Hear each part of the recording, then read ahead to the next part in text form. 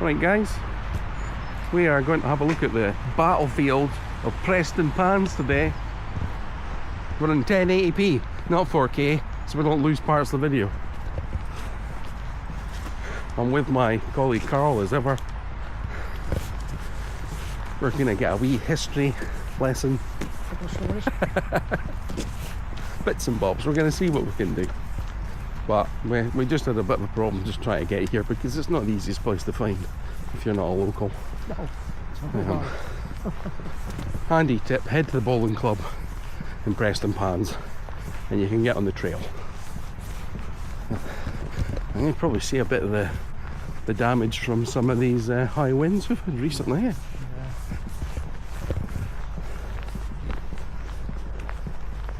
Maybe we've got time as well. Kenzie House, squeeze that in. Yeah. If we've got time. We can do that, yeah. That's easy enough to get to from here. And plus easy to park and, you know. Where we did a ghost hunt with... Yeah, I was never at that one. That's one I couldn't make. That's when you got introduced to the team, wasn't it, at that one? That was one of your first ones you did, I believe. No, that was one I did as a side with Guy and Andrea. All right. Now, that was quite an interesting place. Beautiful inside, yeah. Beautiful grounds. There's a lot of places to walk around there. And also lovely paintings. And also had a bit of activity in a giant library where there was no books, because all the books with the deal with the house are all in the National Library of Scotland. So guys, we're just going to walk up this hill towards the viewpoint of the battle. Yes, in that library we sat in the dark and yeah, loud bangs, put it that way. You could feel you were in somebody else's space. There was a bedroom not far off of that. That house actually dates back from Battle of Pinkie Cleugh, about the 1680s. Oh yeah. 1680s, I think. Had that house, I think.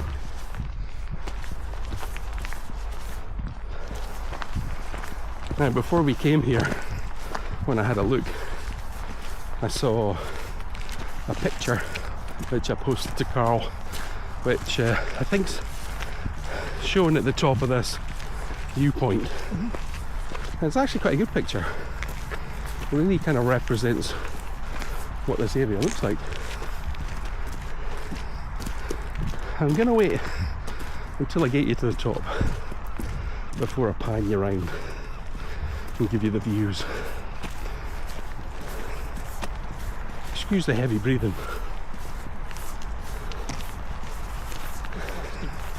You're all pal size. Not that fit.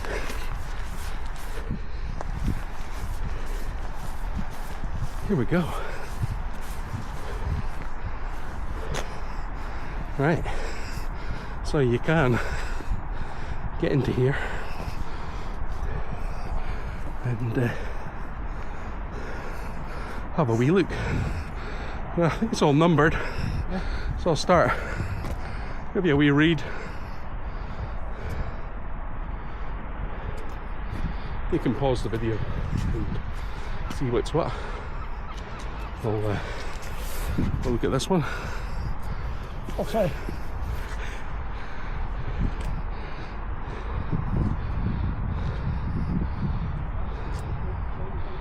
Well, there's that picture that I was talking about. See, the way I look at it is that back in the day, there were 3 roads leading into Prestonpans. Yeah. You've got the coast road, you've got the low road, and you've got the high road, which is, I'm assuming, where them houses were. Is that the one that you'll be in Scotland before the...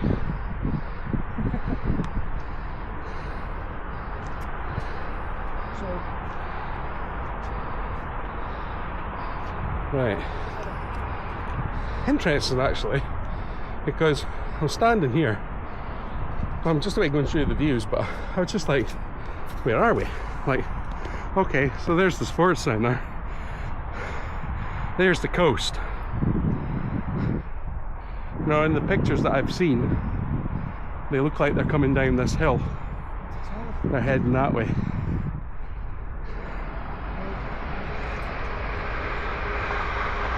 I mean, I don't know whether this looks like a man-made hill to me. Yeah, it is, yeah. Just as a viewpoint, and certainly everything else is flat. Just see back to the house from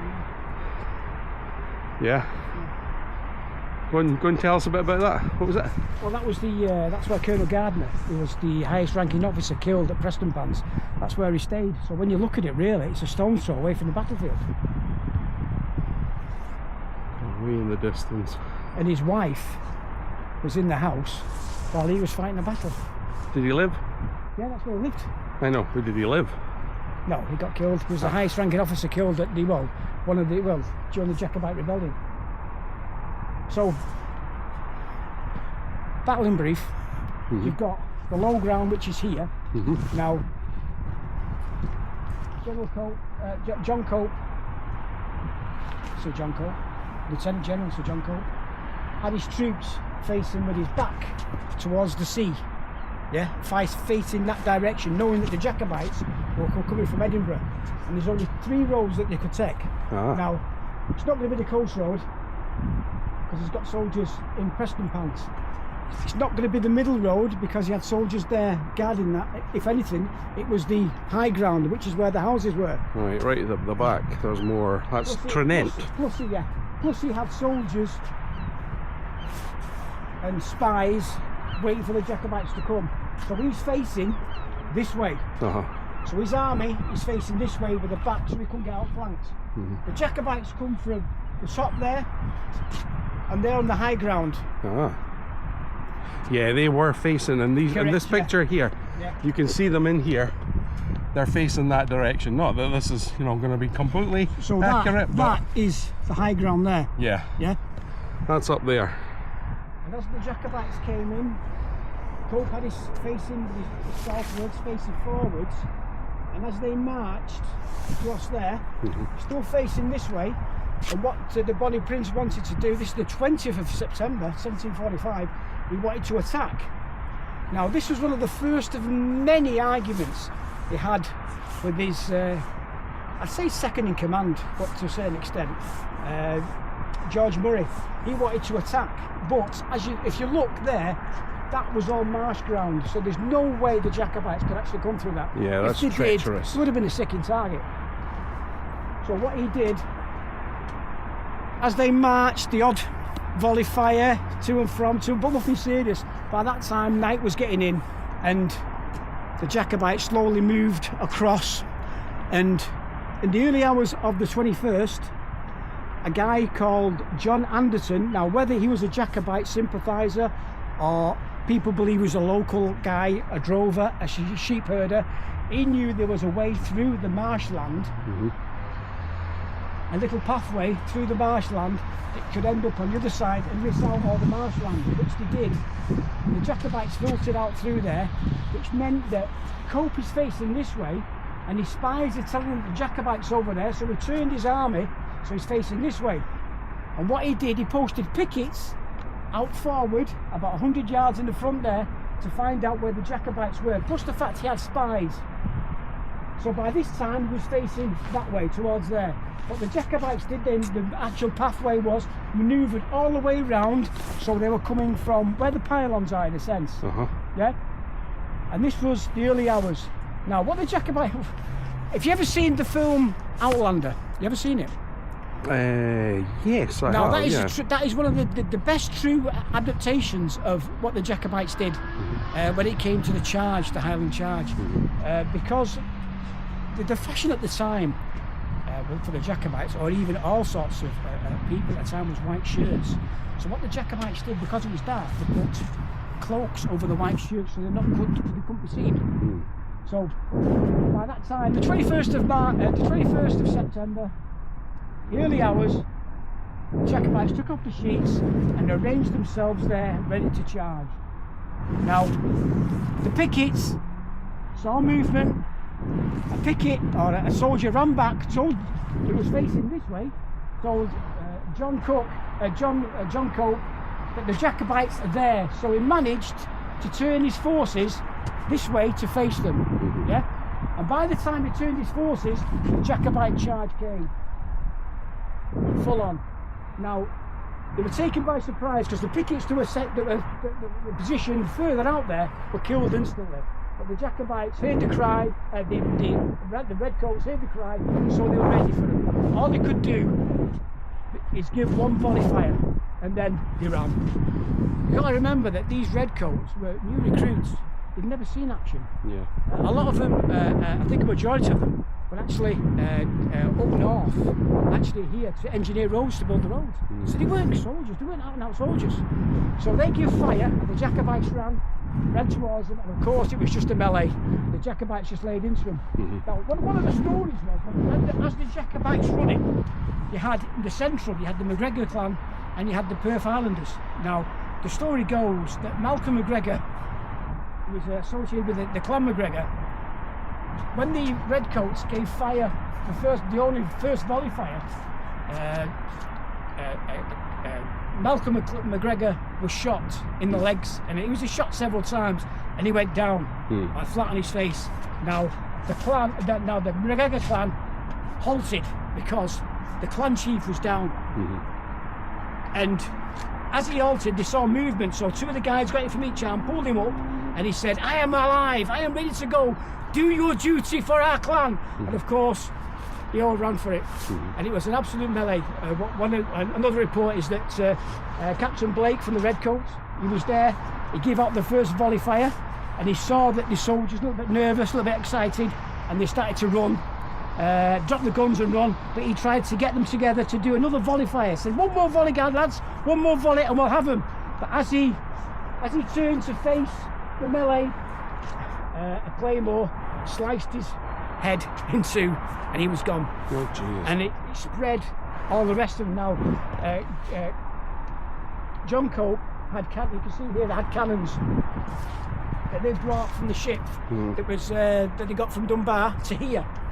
Now, there was about 4 or 5 cannons, I think there were two maybe 3-pound cannons, and they were all manned by, should we say, part-time seamen who, as soon as they saw the Jacobite charge, they ran. So it got to the stage where Colonel Whiteman, who was in charge of the artillery, or what he called artillery, had to fire him himself. So it's a matter of doing that, and in the end, he legged it. He ran it. Yeah, it was an absolute melee. Everybody ran. Yeah. And I don't know, it shows you here, set back from the front line of the Redcoats was the dragoons, the mounted dragoons, which was, you had 2 on each side. You had the left-hand side and the right-hand side. On the right-hand side, you had Colonel Gardner, and on the left-hand side, you had Colonel Hamilton.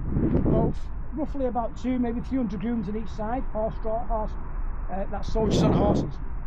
Now, Colonel Gardner turned round to set a charge, to charge his troops on the horses, because you can't really have foot soldiers without cavalry support. That was back in the day.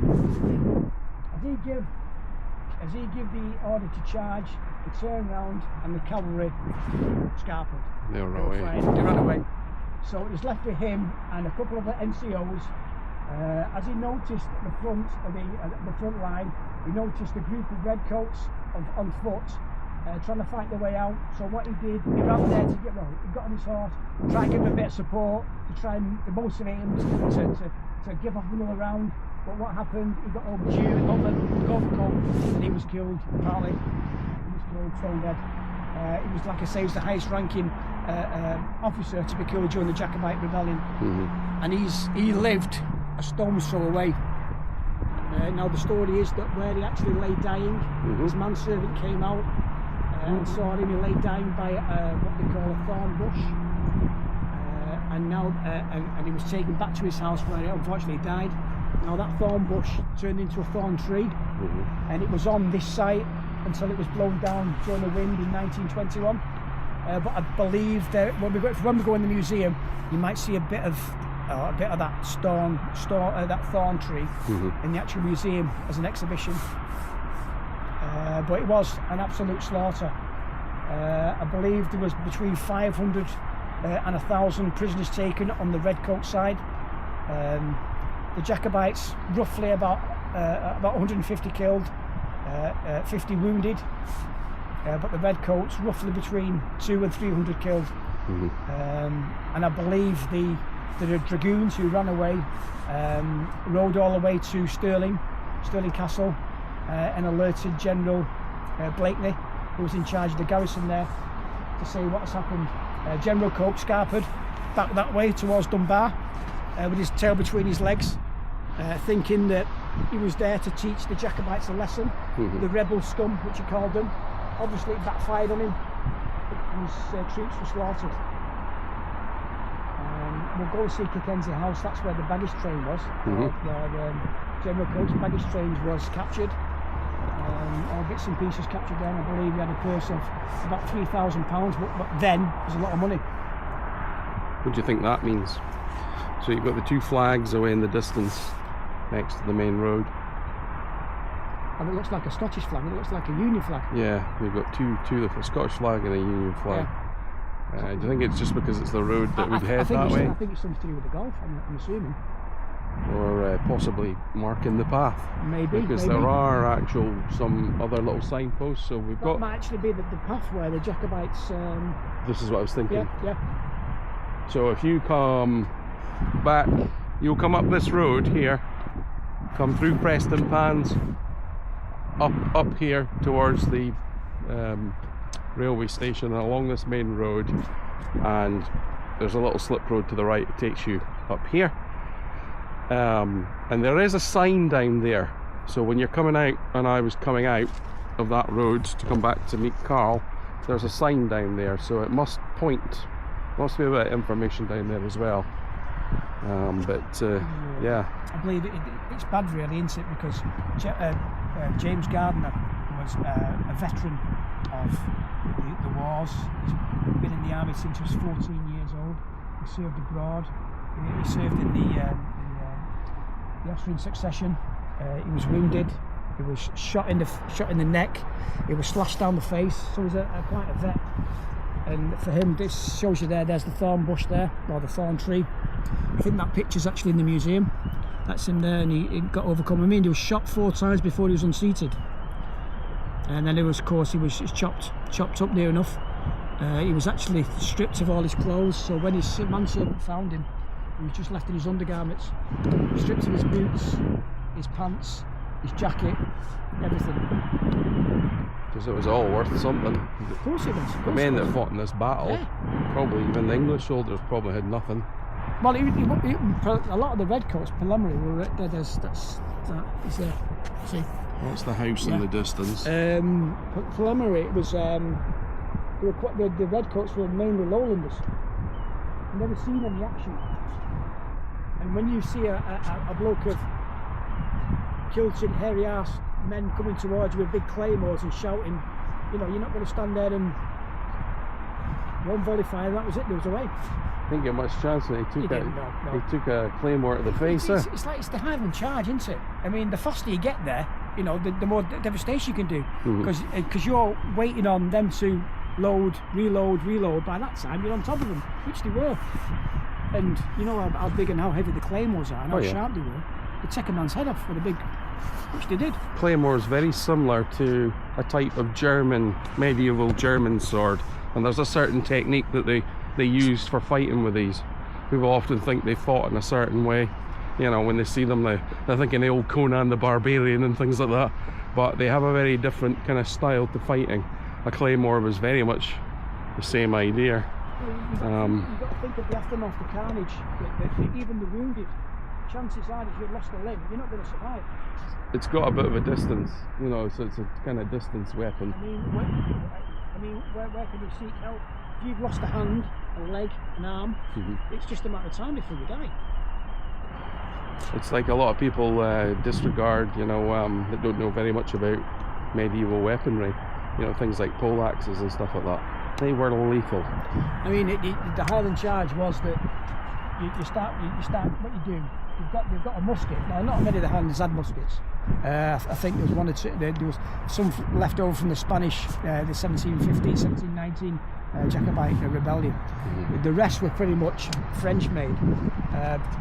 Pretty much okay, but it wasn't as good as the redcoats, or what they call the brown vest. So of course, as you discharge your weapon, you just drop it and then charge, which they did.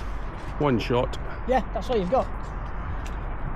You can see with your shield and your you can see the short sword, and you can see here the Camerons. They're the ones that attacked the Cameron. The McGregors were central, and they were the ones. Yeah, Malcolm McGregor in the front there. But of course, they halted for a second when they saw the clan leader go down. And of course, when he got himself up, or when the help of 2 people each side, still shot to bits, getting the clan together, and of course, then they charged. You're talking pretty much evenly matched, 2,500, 2-3.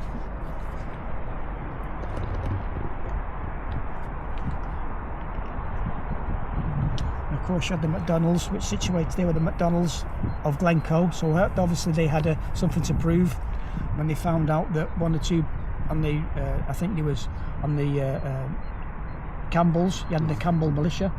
So of course, they had something to prove for Glencoe. Campbell. We got massacred. They did. It would have been a close call, I think, if they would have stayed there, and if it was season's troops, because you've got to remember that the British Army at the time was fighting in Europe. They was fighting in the war of the Oxygen Succession. So majority of the, well, if not all of the regular soldiers were in France. I'm saying I don't have the Campbell name, but I do in the family. But then again, who were we going to visit today? Who's called Campbell? The dragoons there. That lives in Trident. Andrea, you redcoat. Yeah. It's just, I mean, and you've got people like you or me, manning the guns, part-time seamen. And people, they've just got off the street. Do you know how to fire a cannon? Yeah, of course we do. Edinburgh. Yeah, of course we do. Yeah. There you go. And as soon as you see someone running towards you, sod this, I'm not doing that, I'm away. Well, we need a number of men just to turn it. Yeah. And you got to the stage where the NCOs were firing the cannons, and none of them had to reload, so it was just a 1 shot a piece. And that's it. Cannons are finished. It was like when I went and did airsoft, you're going to fire your cannon and run into the direction it's firing. Simon had an awful habit of throwing grenades that bounce back. Gives you an adaptation there of the guys running, the guys with the cannon. Look at him with his hands out. And the rest of them running as well. His face going, I'm out of here, mate. Yeah, that's it. I mean, you give off 1 volley, and that was it. Pitching. I mean, it's not exactly easy to sort of load these things depending on the weather, eh? Well, it was at the moment in time that you're talking, the early morning, the morning mist and fog. They came out of the fog. Just think of how frightening. The sun rose, dispelled the mist, and showed the armies to one another home. It was a slaughter, right? And yet years later, when it was after the Jacobite rebellion had finished, when John Cope was in for a court-martial to find out what actually happened, he was exonerated.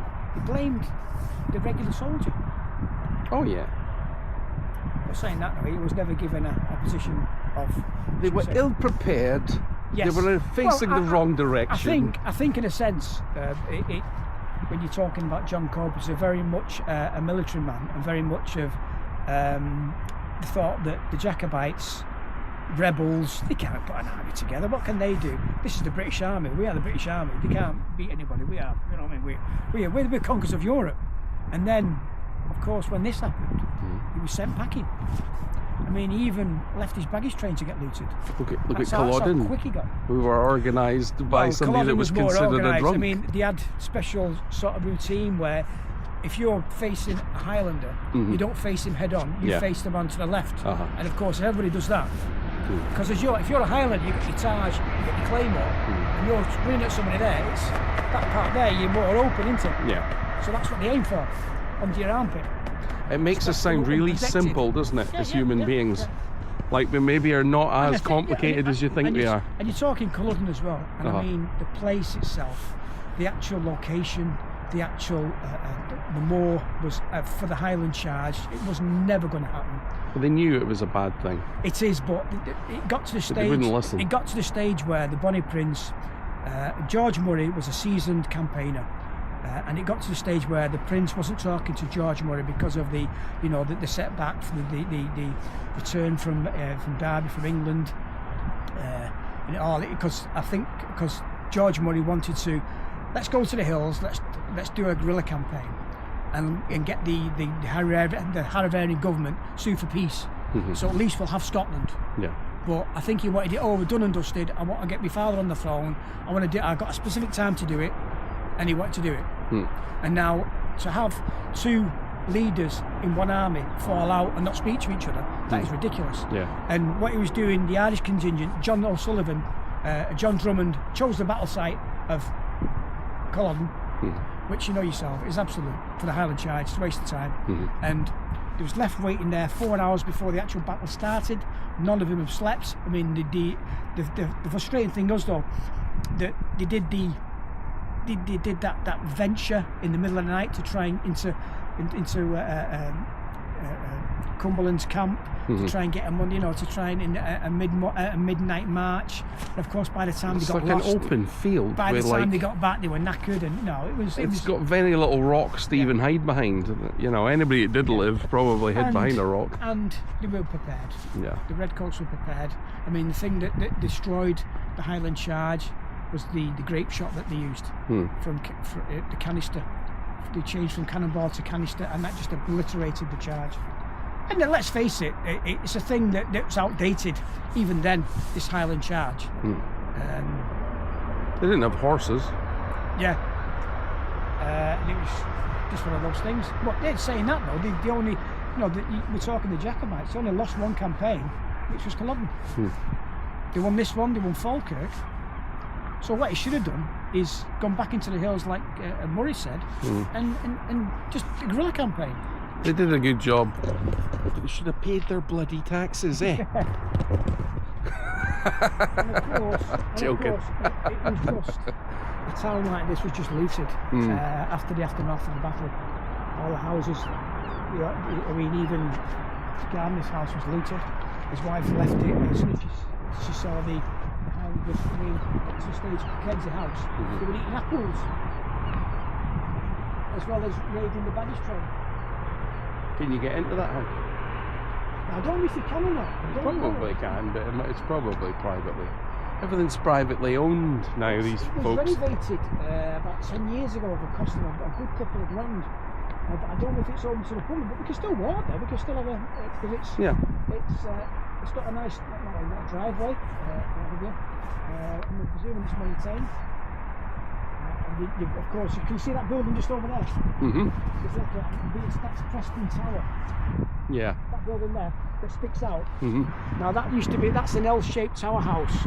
Dates back from round about the 17th century. Used to be the Hamiltons, who were a big royalist family.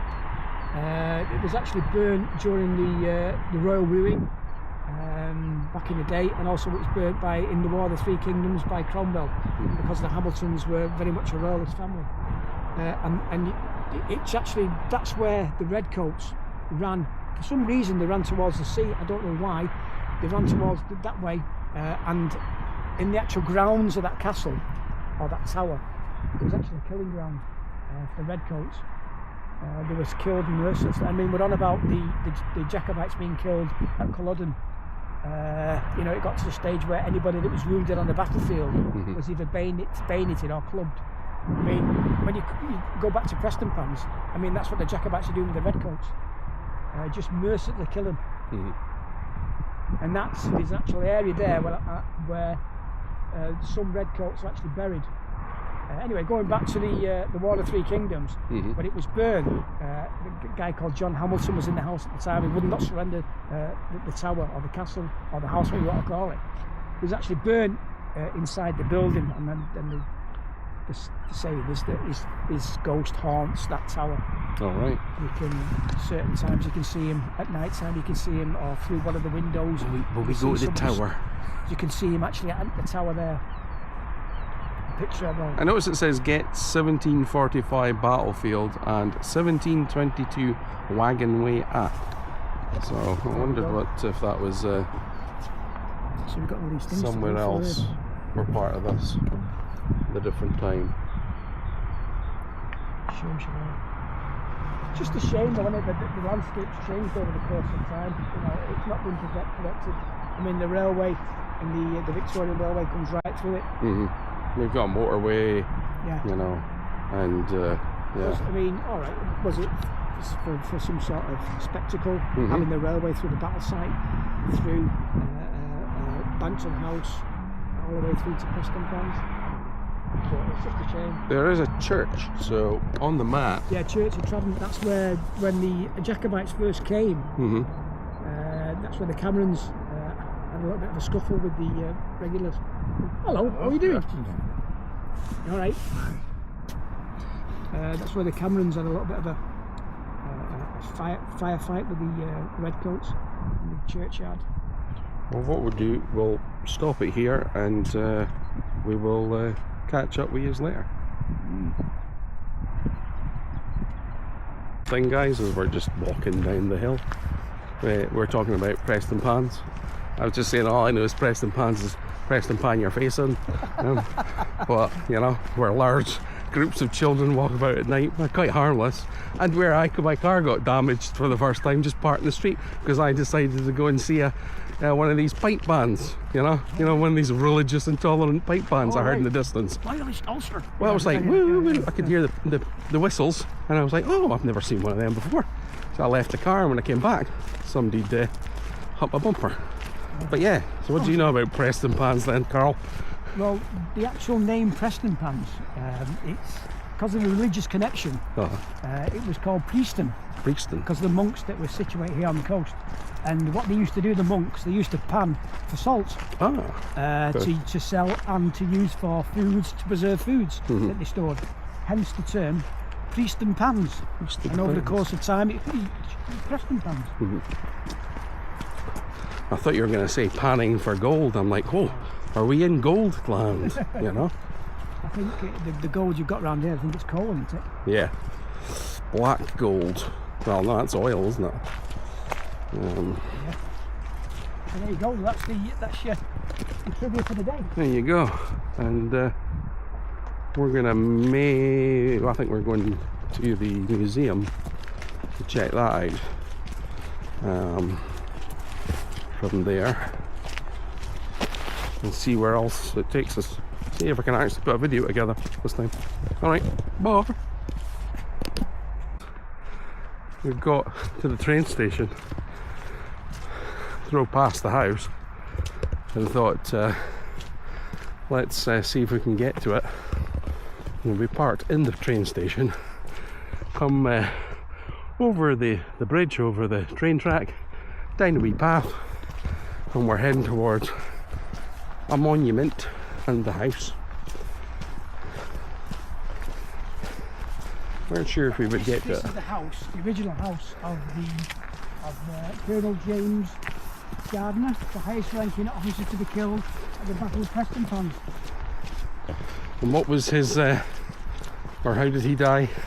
He was shot several times on horse because he was a dragoon, and he was dragged off his horse.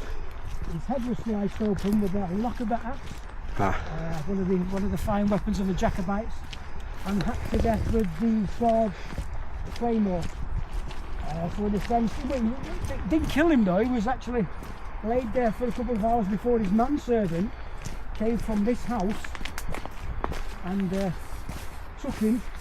And there he died, as this is a monument. Yeah, we'll go to the monument, check that out. Where he died in the house in the arms of his wife, Fanny. Francis.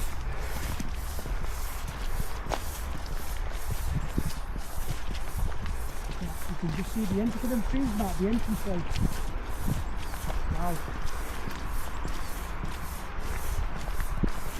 And this is where they lived, the stone throw away from the back of the side. I did note, as I walked past there, I did see the sign. It said private path, so to get into this place. So this may be private. We might be able to just get up to here. This is as close as we can get. There's a monument. I believe it's built around about 1850. Yeah. Monument to him. And you come to think of it, because he's a local celebrity, it was paid for by public donations.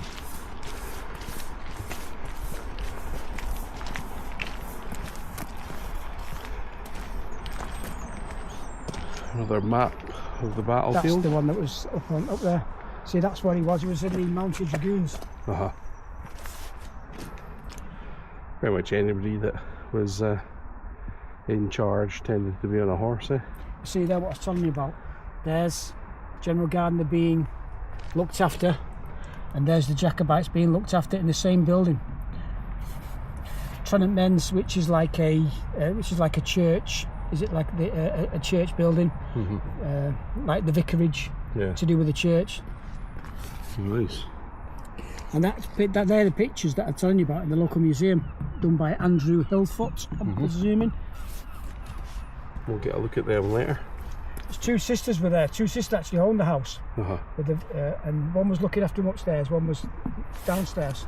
So that's how tight quarters they were when they were at the aftermath of the battle.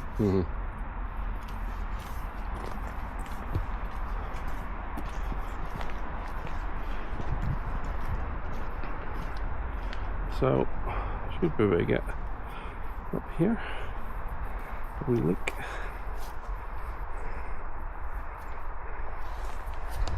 So, like it says on it, to CCL Gardner, who fell in the Battle of Prestonpans, 21st September 1745.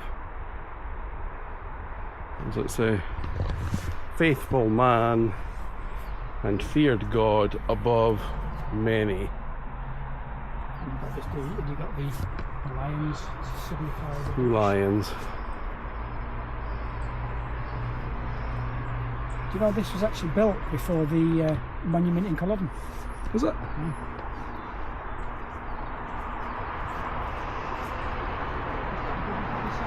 Anything round? Look at the lions, and I think Indiana Jones. No. Erected by British prescription 1853. Neighbourhood alike hallowed by his life and renowned by his death, gratefully accept the guardsmanship of his memory.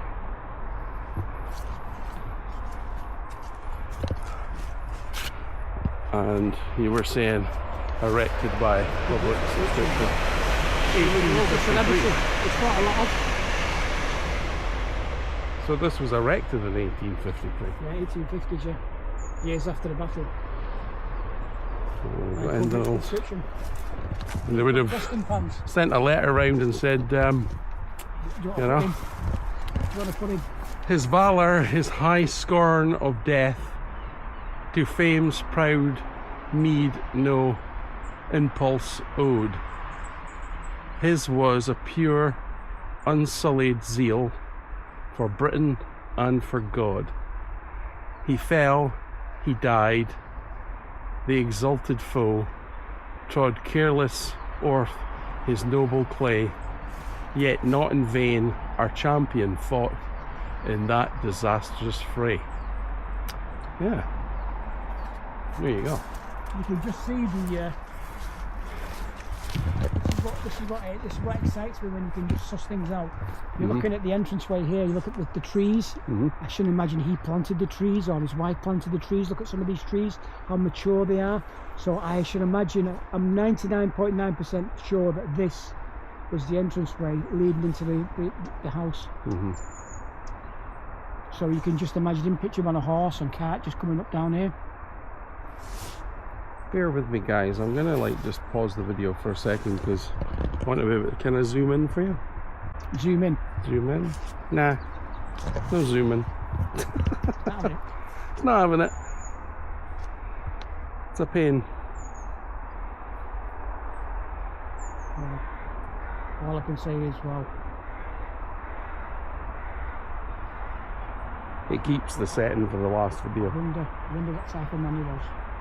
You never know. Try this one more time. Right, we're here. We can zoom. Well, we can semi-zoom. Just get a bit closer so you can see it. So you're reading into the guy. Yeah, well, what I was reading about him is that it was back in he's been in the army since he was 14-year-old, so obviously a career soldier. Fought in numerous campaigns abroad, and while he was younger, I mean, he even fought at the Battle of Preston in 1715. another Jacobite encounter, and he was a captain then, and he was quite, should we say, willing to take no prisoners. So he certainly had a reputation. And he was wounded several times, like I said to you before, shot in the neck, had quite a number of scars on his face. And before he met his wife, Frances Erskine, he was, should we say, a little bit, should we say, loose when it came to the army. And his mother, unfortunately, it's actually a long line of military people. His father was in the military, his uncle and his brother. So it's a family of war, not so much mongers, but you know, war veterans. I believe his father was a captain killed in the Battle of Blenheim in 1706 in France. You know, the Duke of Marlborough, that campaign. So he lived. Now I'm not sure whether his mother lived with him. I'm not quite sure about that. But his mother, while he was on campaign, his mother sent him a religious pamphlet, and ever since then he calmed his ways and he turned to God. He was quite a religious man. That seemed to calm him down a bit. He saw the other side. He saw God, and he became very, very religious person. Churchified, married in church, and that calmed him down a bit. So whether he saw the error of his ways and he became more, should we say, chilled to a certain extent, I don't know. But he had a tendency to do things off the cuff. Like, for example, when I said to you, when they spotted the Jacobites at Prestonpans on the high ground, he wanted to charge them. And of course, John Cope told him not to be so foolish. He wouldn't stand a chance.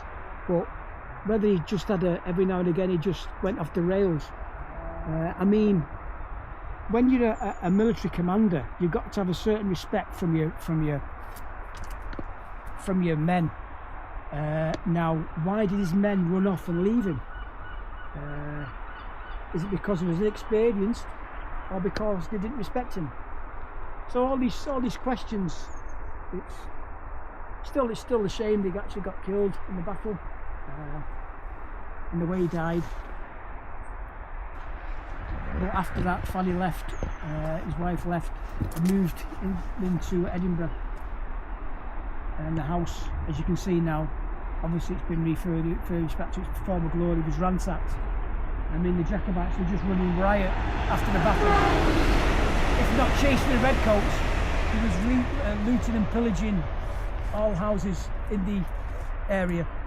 Well, a lot of these houses, they probably still, and the land is still in a document held by the family, unless they passed on to somebody. Yeah. So sometimes you'll find that the people that live in these houses, they might not necessarily be direct descendants of the people that we're talking about, but they're in the history of the purchasing and the handing over the documents of whoever, or the king obviously at the time, would have given this land to. I have been in a number of houses where they have the actual documents maybe on the wall with the original seal. Yeah. I've been in the Sheriff of Northumberland's house and seen that very document when my sister-in-law worked for them, or for it's just a shame though, a house like this with so much history and so much prominence is just left. All right, it had a couple of £1,000 spent on it to renovate it, but to a certain extent, Simon, it's just obviously it's not been used. Yeah. I'm presuming the outer buildings are being used. You can see the outer buildings at the other side, and that's not been used. It's just newer. Yeah. You know, if you can see what I'm looking at, and I almost imagine people are living in that area and not in that house, because I don't know.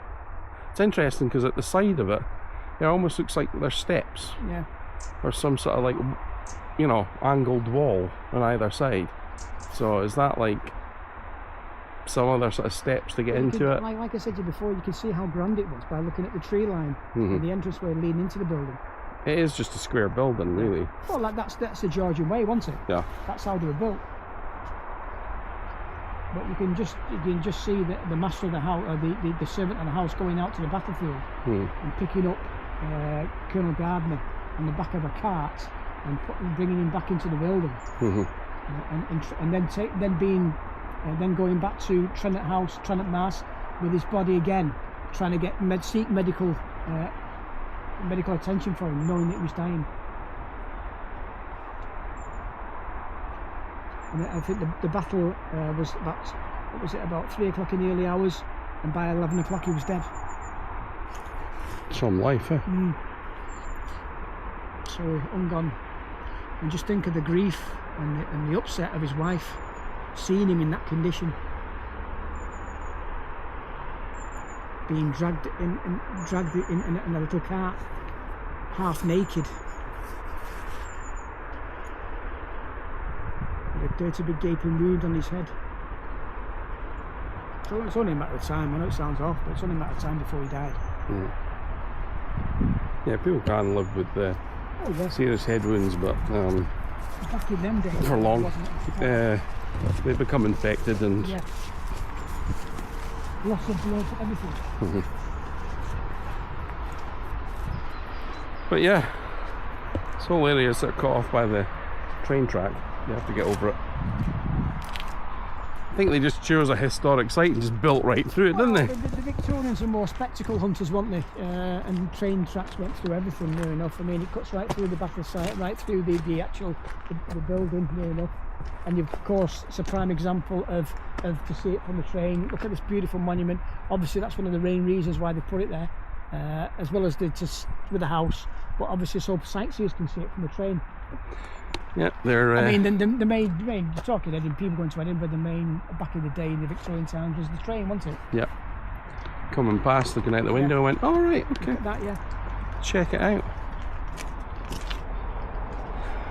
We'll just.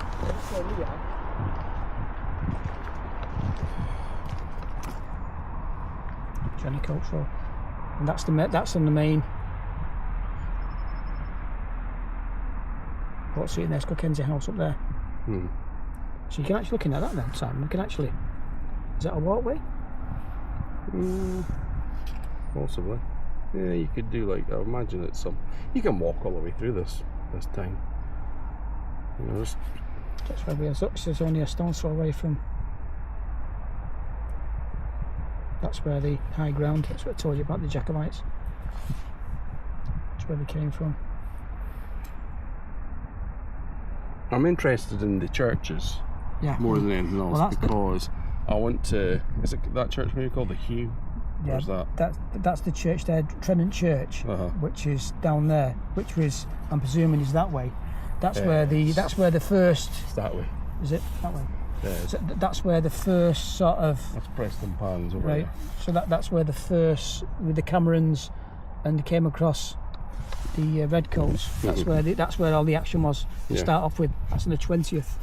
But I wonder if there's any stones, you know, and here as well. I'd like to see if there's any sort of musket shots within that, you know, on the graves. All right, okay. You know, in the area where they had a little bit of a sortie with each other. I could sat nav it and just go there. But you know, did this? Yeah. So we're going to go to the museum, or what? Yeah, go to the museum. Yeah. See how we go from there, and then we'll make plans for where we'll go from there. Okay. Yeah, because like you say, you want to go there, don't we? Yeah, I think it's, you know, you're looking at a battlefield, you're thinking where people are going to be buried. They're not being left on the battlefield here. Certainly not British soldiers. There might be some remnants of Highland soldiers there, you don't know. But most likely we're going to find. That's one thing you never find out, is it? What happens to, you know, we're talking battles. What happens to the bodies? Who takes care of the bodies? Where do they move to? Are they buried on the site, or they move somewhere? Obviously, people with money. Yes. Can afford. Well, you know, this chap here, where's he buried? Well, he's actually buried in that church that you just seen. Yeah. But we don't know where he's buried in the church, because of the church has been renovated and bits and pieces added to it. I think that he may have been buried. If you're talking British forces, there's a whole chance that they can be buried in London, or any other English town in which they came from. You know, they would have been taken back. General soldiers sometimes would have just been buried in pits. Yeah, that's it. I mean, look at Culloden. I mean, apparently they were buried just in the pits. Where they fell. A big lot of them.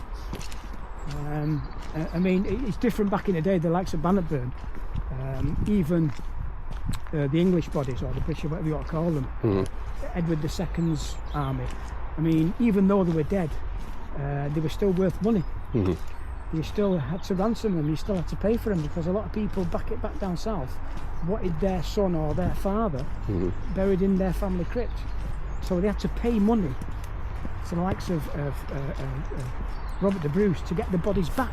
Now this here does say 1745 Bankton House. I am wondering, it does say 1745 private footpath available for visitors only when unlocked. So if it's unlocked, we might just be able to get to it.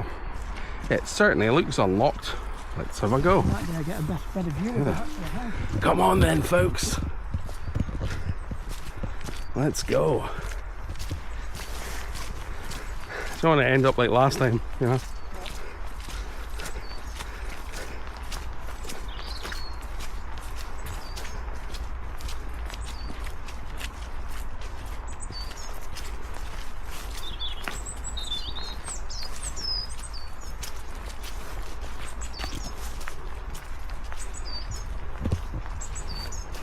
Down trees as well, so that's interesting. Not many people coming through here. Yeah.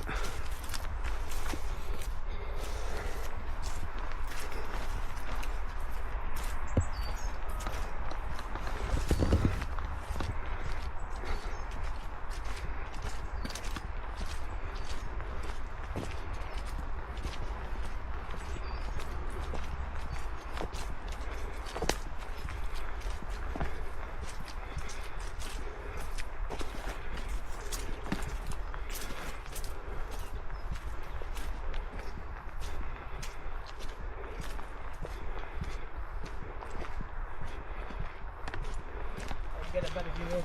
Yeah.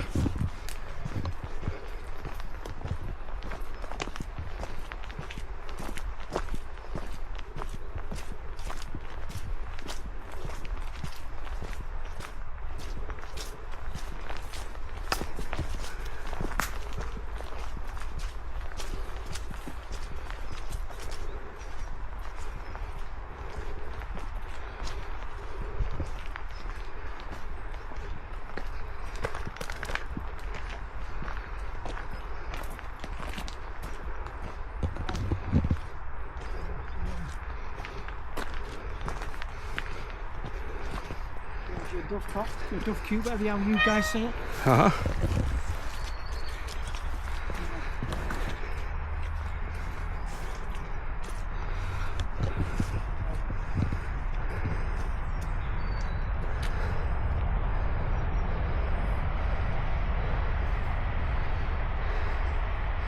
It does say private property, so we have to be careful.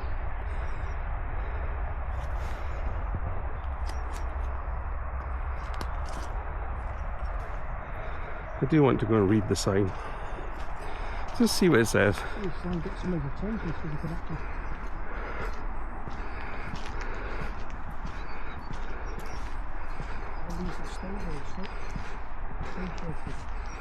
Bankton Duke. So what I was looking at was side of a roof. Visitors site dedicated to Bankton House, most recent resident of James Carver, who fell the Battle of Prestonpans. 10:06. Entrance on the east wall.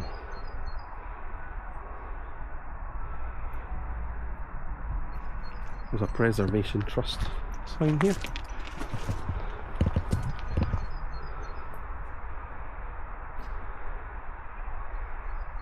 Nature Park Restoration.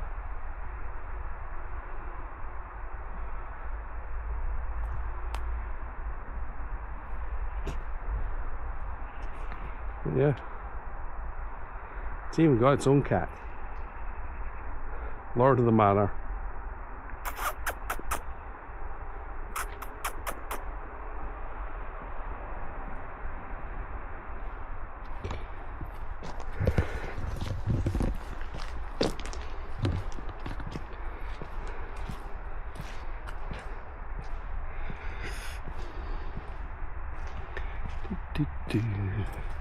I don't really want. See, that's private property, isn't it? Yeah, it does say private property, but I just want to be careful. And I don't want to really want to piss anybody off. We have actually seen the building, and you know, it would be nice to get inside, but not likely. Right, just come just the corner, just so I can get an angle. It's like going to Area 52, eh? It's like 51, I forget. Being the alien aficionado here, you know, you'd think I'd know. I just don't remember. Getting old. But yeah. Cat's still checking me out.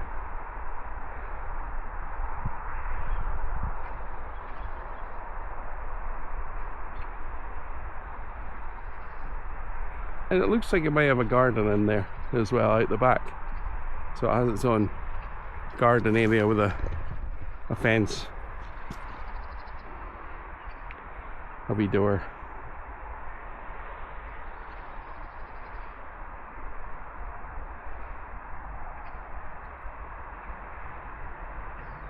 Right, we'll call the video here. We're just going to soak up the atmosphere privately. We'll see if we get to the museum. Yeah, if you lived there, he says, you know, you'd be harassing, you'd be around there all the time. I'm like, in his local area, he is well known. Walking around with a torch. Said group's going to get renamed to History and Haunted Adventures, out of respect for Karl. And we'll put history first, because we like the history, and then we find the ghosts. Most of our stuff during the day has been effectively history. Not saying that there isn't any ghosts during the day, but well, we've got so much to talk about and check out. Although I was kind of hoping for, you know, kind of like when we went to Almond Castle, that we, you know, if people were getting scared off the site and we were entering the place, that we might pick up something interesting. Yeah, I'm of the belief that it's any time of the day, but the more I do these things, the more I think a lot of these places take on a completely different feel at night. So yeah, there you go, food for thought. Right, see you at the museum.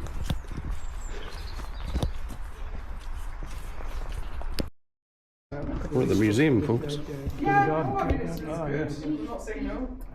So you were dressed up like that character over there? So I was wearing those very clothes. Wow. Can you still fit into them? Yeah, you look like you can. I made them. What's the chances that we would come to the museum and we would meet the very chap? Yeah. We opened this museum about 3 years ago. As the first step to having a permanent exhibition about the battle. So I was talking to Sam, it's just a shame that the layout's actually gone. You've got the railway all the way through it, and you've got the sports complex, what have you, so it just... Is this the map over here? It's a challenge, but yeah, and that's why we built this, to try and recreate some of the... Get an idea of... Get a sense of the layout. Yeah, how it was. Yeah. Ah, so here we are, yeah. Yeah. Oh, I see, so the way they're positioned. Yeah, so obviously the Jacobites had started on the west side, and the high ground, and then it ended up coming all the way around and to attack from the east. Was this house here? That's Preston House. That's Preston House, yeah, right? Which is long gone. Ah.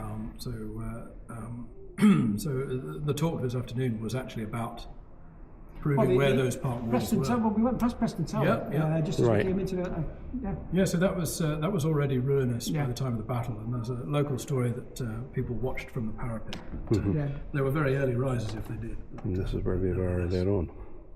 Well, even after the battlefield itself, even the actual Preston House, Preston Tower, even that was a killing ground. Yeah. And charging even the redcoats were running away. So I imagine even that church is gone then. So that church is has been rebuilt, so that's where Trinent Church is still. Well, now. originally, right, okay. I believe that's where Colonel Gardner, we believe, is buried. Yes. But because of the renovations and the extensions, it's been reckoned that his body might be under one of the That's new, right, one of the new wings. extensions, Yeah. So it was rebuilt 1799, 1800 on the same foundations. Yeah. But it's a slightly bigger church, which is why there's that extension that we think covers Gardner's grave. And then there's that ravine where Alan Cameron was killed by that exchange of fire previously. So the viewpoint is just here at the Meadow Mill, next to the old wagonway line. Even this building here, at the corner, the sort of style of it, Is that's the Hamiltons. Yeah, so originally had that, wasn't it? Hamilton House, Yeah. Pretty much. Preston House, Bankton House, and the Tower and Hamilton House. They were all originally built for branches of the Hamiltons. Yeah. Very powerful family back in the day. But the Preston House in the middle there was owned at the time by Lord Grange, who's the brother of the Jacobite Earl of Mar. Oh. So he was constantly being accused of sympathies towards sympathies. Yeah. He was the local MP. He was down in London with the Battle. Do you have pictures here of? Is it Andrew Hillhouse? Yes. You still got the pictures here? Yeah. So Andy Hillhouse's pictures. Oh right, there we go. Yeah. Up here. Yeah. So there's these three on that wall. Surrender of the Bank Strain over there, and then this one here, which is this was actually the last painting he did. Right before he died. Which ironically was the the aftermath. Yeah. So I worked with Andrew on the details of the paintings when we commissioned. They're great paintings. They are, yeah. They're very in depth and very, true to life. I had that idea of sort of seeing one of these paintings, and before I'd even been here, I knew where it was. Yeah. Because it used to be the Gothenburg. They used to be there at one stage. That's right. Yes. Yeah. Remember seeing him in there? Yeah, he used to be in there. And then this is our Colonel Gardner corner. Right. So this is the Is that the thorn tree? Where he was found by his manservant.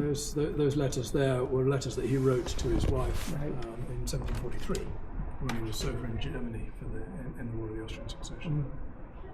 Believe he found God. He certainly did. Yeah. Well, it found him. Yeah.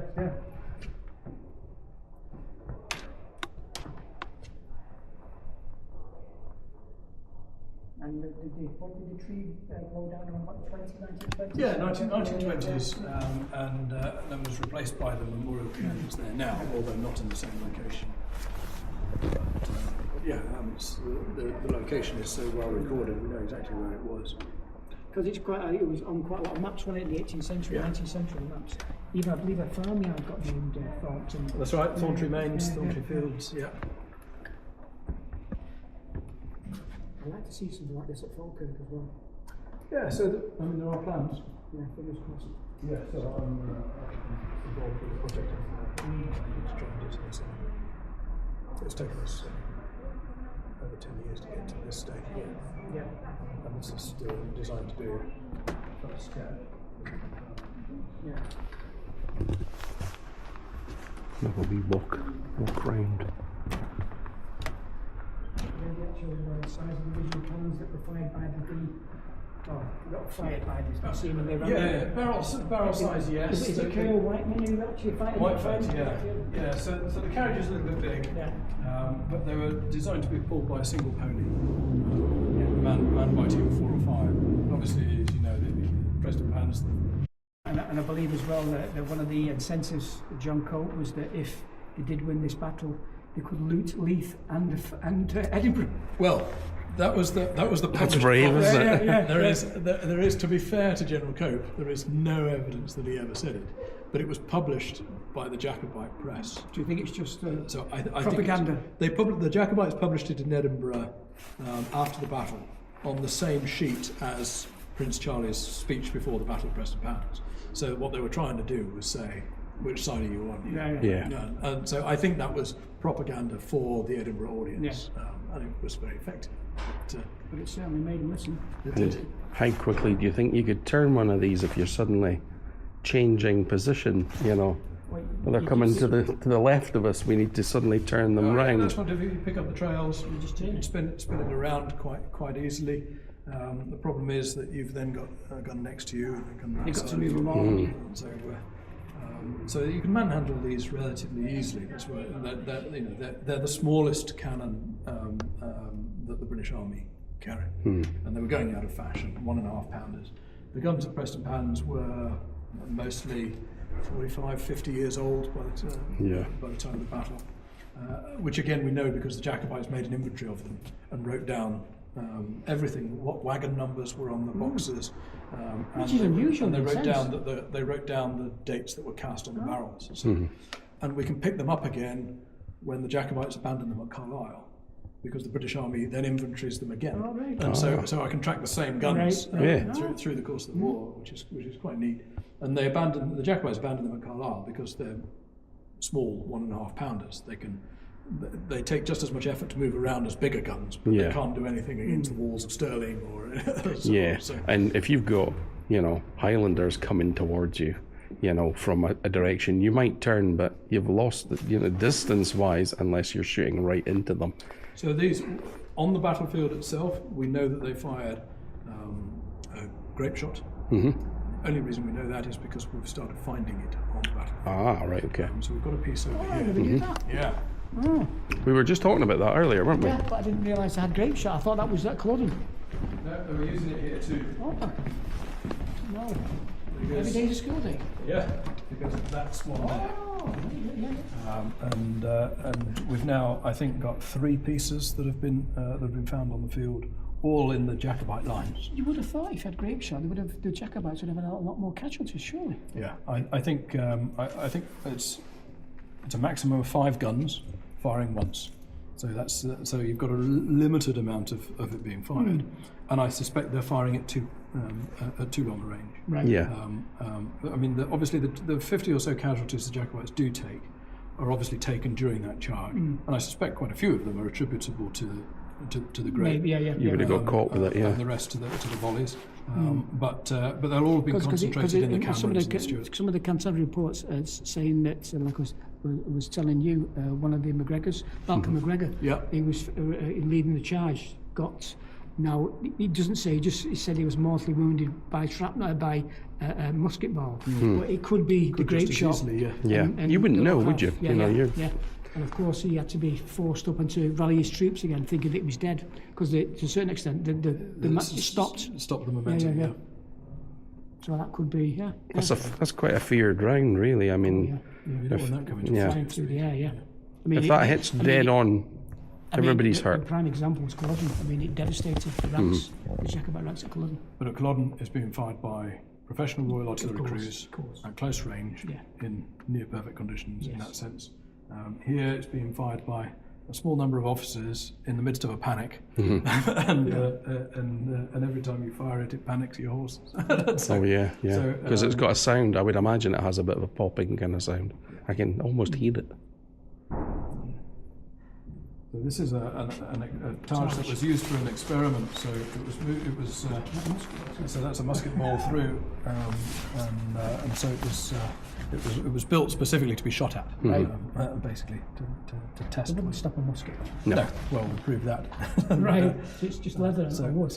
Yeah, and two layers of ply, glued and then wrapped in the. I think we did. Some experiments have shown that at the right angle, the studs can deflect or deform a musket ball sufficiently to limit its power. Now, even on this example, although it went through, it did not penetrate. You can just about see that it did not penetrate the backing leather. So the shield stopped the ball. It probably would have broken your arm if you were holding it, because of the shock of the force. I should imagine at close quarters as well. You go right through. It could turn anything in that. It all depends on distance, and it depends on angle. And if that's angled, it's got a better chance of deflecting something. But you've got to have quite a lot of force to get through 2 layers of wood there, and especially if it hits the studs. But I wouldn't put my life in its hands, running against it. Certainly not running against one of those. Yeah, well that's it. It's an old Victorian thing, isn't it? When you've got a claymore, a shield, and yet they must have had usefulness, because we know the Jacobites were producing them specifically to issue. Yeah. So they wouldn't be issuing them unless they gave them value. But I think that value is all about stopping a bayonet. Yeah. It's not about stopping a musket ball. Yeah. Well, like you say, at Culloden, it was a different scenario altogether, wasn't it? I mean, it was trained, disciplined, and not get your man in front, get your man to the left. So so to an extent, I think that's a placebo. So they feel like they're doing something different. I mean, if you think about that moment of contact and the Highland Charge coming in, nobody's standing there going, "Oh well, if I go to the right." Well, the thing is, if you're a Highlander, you come to somebody, you've charged there. Absolutely, that's your vulnerable part. Yeah. I mean, the training, more or less, for the British Army should have been no different for the Redcoats that were here to those that were at Culloden, except they developed that drill. Procedure. But the difference is that those men at Culloden have been through battle before. Oh yeah. Whereas most of the rank and file at Prestonpans, who've been in the army for 2-3+ years. I mean, I was telling you, there's some of them there who are actually fixing the roads at Loch Lomond. Yeah. The engineers knew enough. So they're trained soldiers, but the way that it worked generally is that you didn't do large formation training unless you were on campaign. So like you say, if you're suddenly pulling groups in that are 12 men up there and 15 men over there, pulling them all together, then their drill is not going to pass Whitehall inspection. Colt must have had some sort of idea that they might do the job. Yeah. For what he was saying, and for how he deployed his troops, and for how he acted at his court-martial. Yeah. He thought that they'd do the business. What did they call them? Jacobite scum, Jacobite rebel. Yeah. A rebel scum. They had no organisation, run by somebody who's got no idea whatsoever. Yeah. And fighting, fighting in a way that they're not accustomed to. No. So the British Army is trained to fight French armies, and that's what they're expected Volley to do. fire. And that's what Cope says himself. Is that it's the speed and ferocity of the attack that we're not able to resist. If we've got a second line, then. Well, that was one of the things that he mentioned when he tried to regroup his troops by saying, "Give them another volley, lads, and they'll be away." Yeah. But obviously, once that line's penetrated, it's over. Lost. You've got no reserves. I've some sympathy for Cope's position, because he was undermanned, under-resourced, because he was expecting to fight a war with essentially a peacetime garrison, and nobody was really taking the threat that seriously. Until Prestonpans, then all of a sudden there's panic. Yeah. And there's this wonderful letter from the Secretary of State for Scotland that's written on the morning of the Battle of Prestonpans, saying, "I look forward to receiving news of your victory."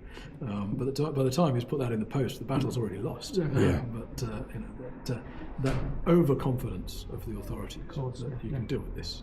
Yeah. But he never got to be in charge of an army again, did he? No, he didn't. That was it. That was his last and final, I'm afraid.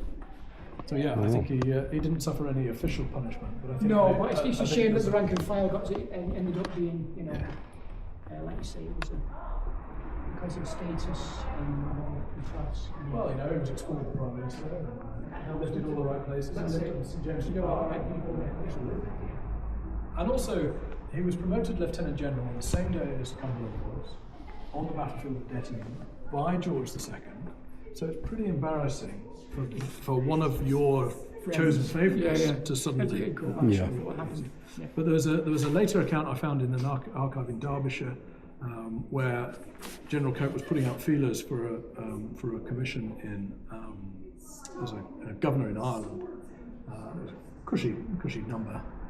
But the response from the King's Secretary was, "His Majesty's ears are not yet accustomed to certain sounds," which I think is a very polite Georgian way of saying, "Don't ask the King, because he will say no." Yeah. So, it's not what he wants to hear. Your name is still on the list. And funnily enough, Thomas Fulk, who was his Brigadier General for Cavalry at Prestonpans, they stayed friends long after. He was one of the other. He was a court-martial, yeah. But Fulk makes a mistake when he's governor of Gibraltar and doesn't send reinforcements to the Minorca attack, and he is dismissed the service outright. That was relatively rare to dismiss a Brigadier General. And I absolutely think that he had a black mark on their neck. Because of what happened. No official reprimands, cleared inquiry, but your careers are. Yeah. marked. Yeah. Next mistake. You know, of course. Well, that's the, You know. So there's a copy of the inquiry report in the case there. I think there was no disco ball during that battle. No, but this, I just saw that there, and I was this like, town hall has seen yeah. lots of parties. Oh, definitely. Since. And so when we converted it to the museum, we kept the spotlights from the stage. The Bay City Rollers played the stage here in the 70s. And all Oh, sorts wow. of things. So, a bit before my time. so a lot of people, definitely before mine. So when we moved in, we did a lot of talk with locals about what their memories were of this building. And so we decided to keep a few of the features. Disco ball included. Right here.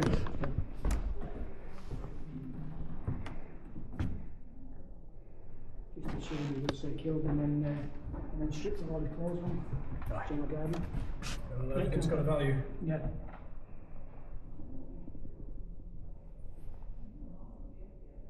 Yeah, they've been taking one look at that.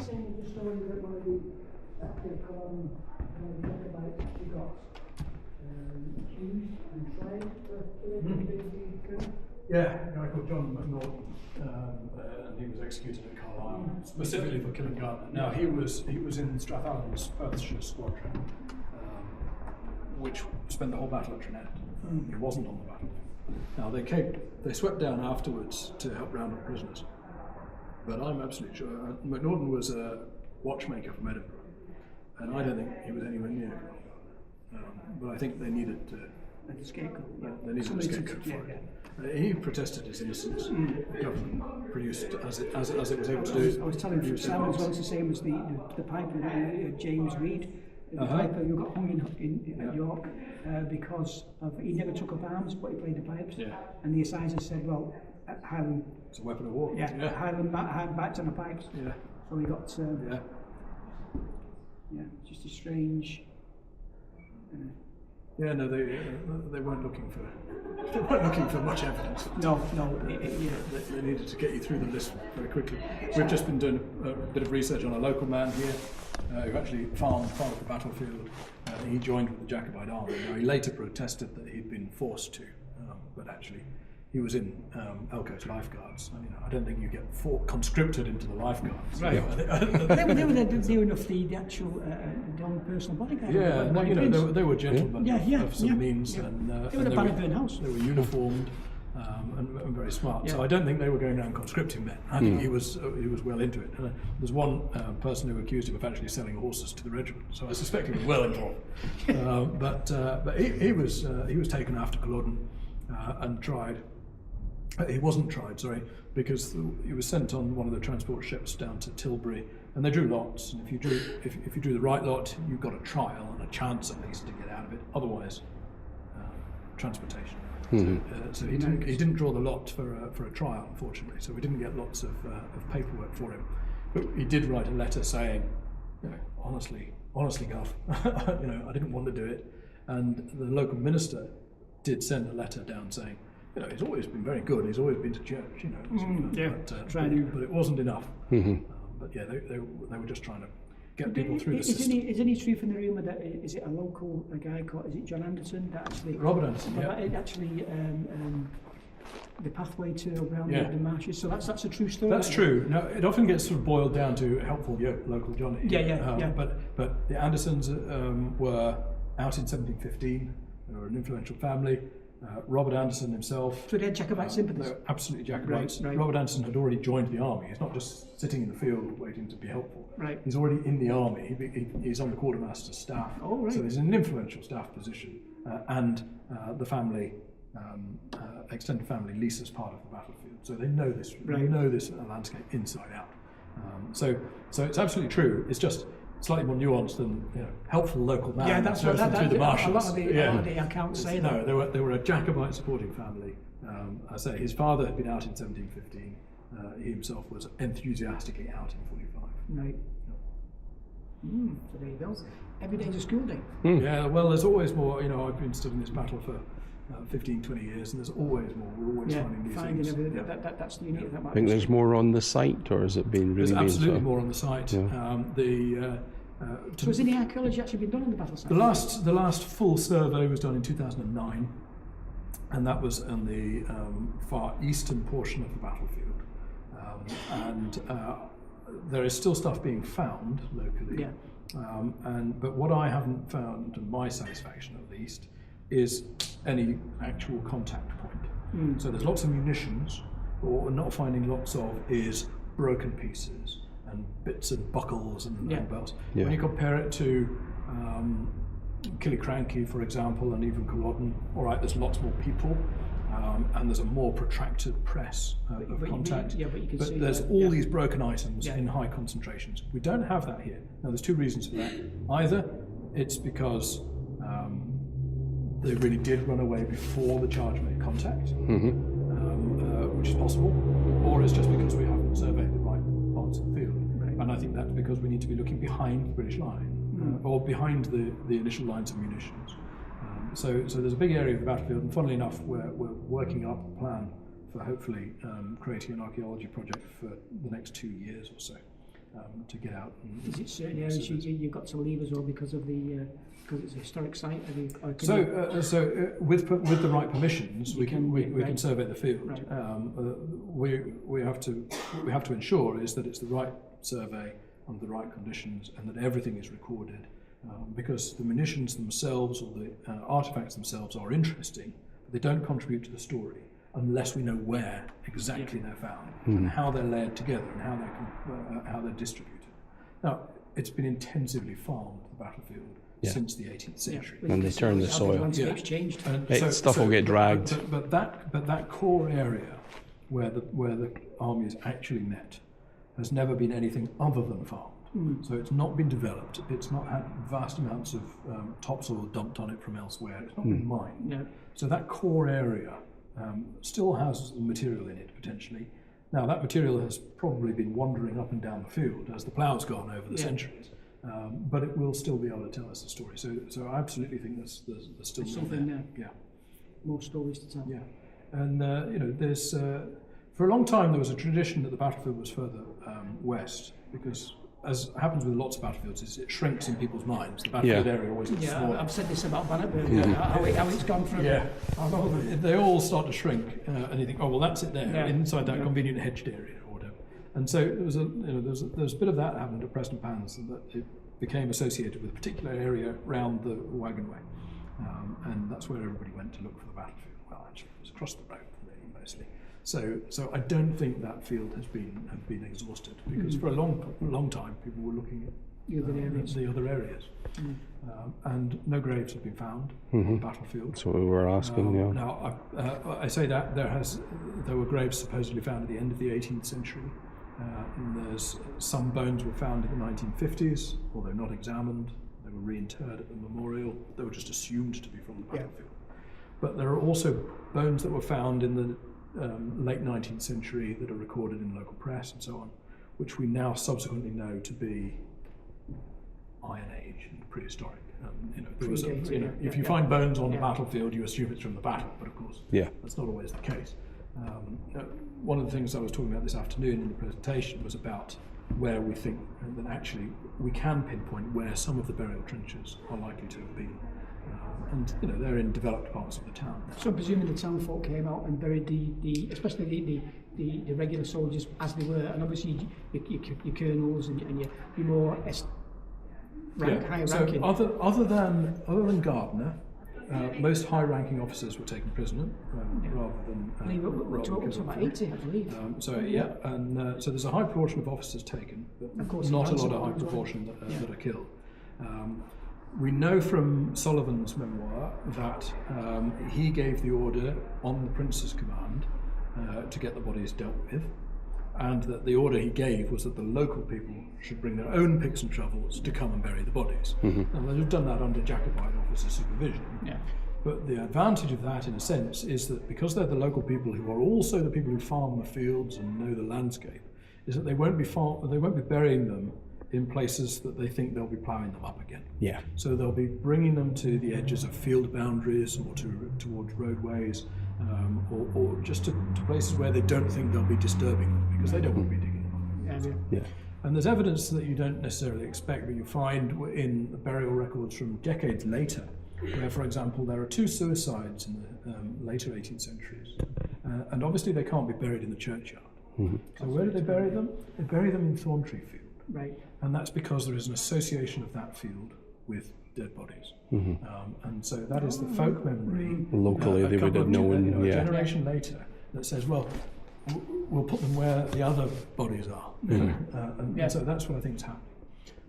So I think we can pin the area where it happened, because we know those local people were involved. Right.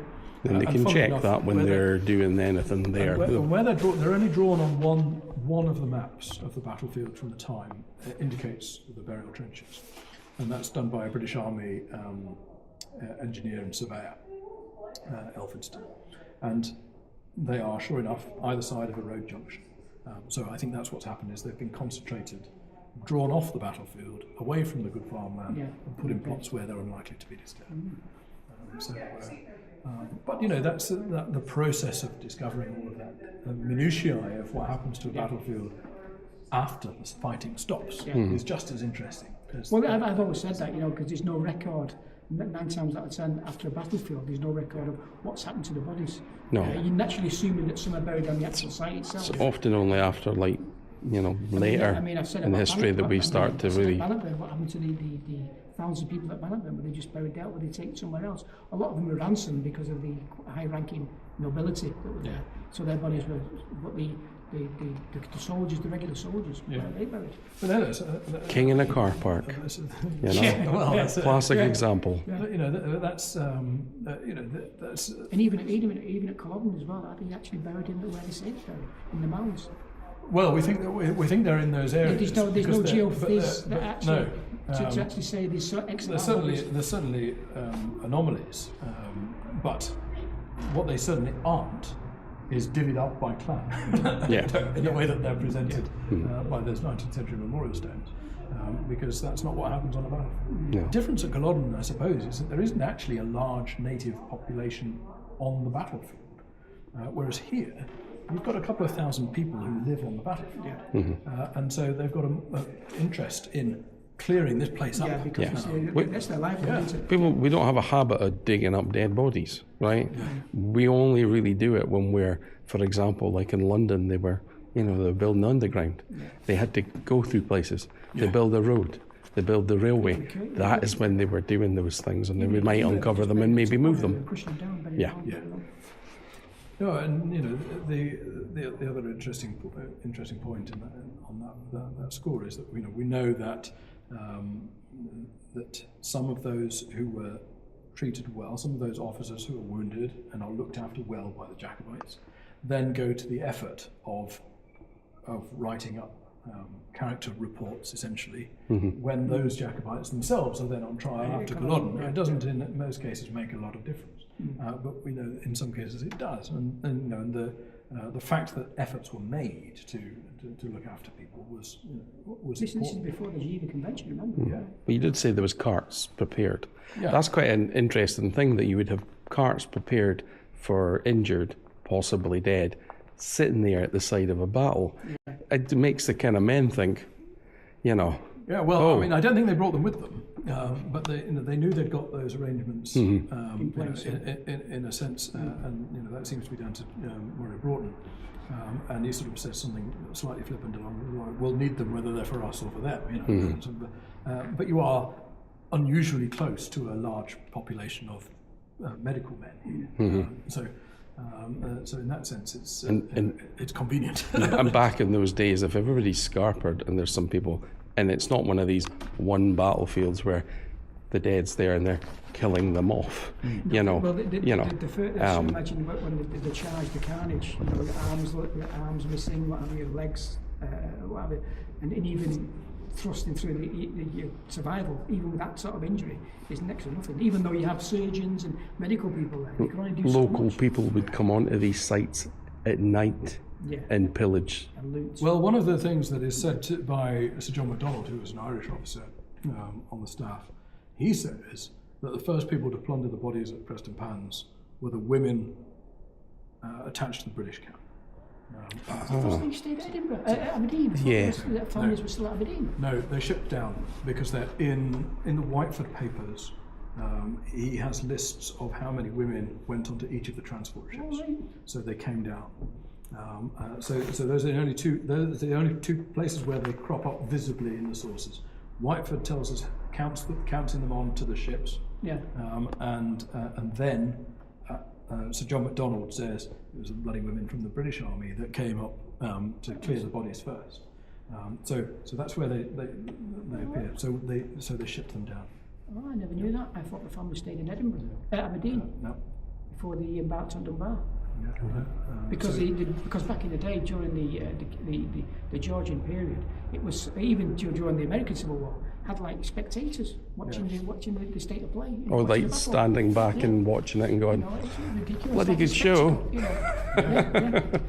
Yeah, well, because we had happily almost reached a stage where these things were not common on your doorstep. Yeah. That war and conflict was something that happened overseas, and there's been a couple of generations of that by now, with the exception of these bloody Jacobites who keep stirring up the pot.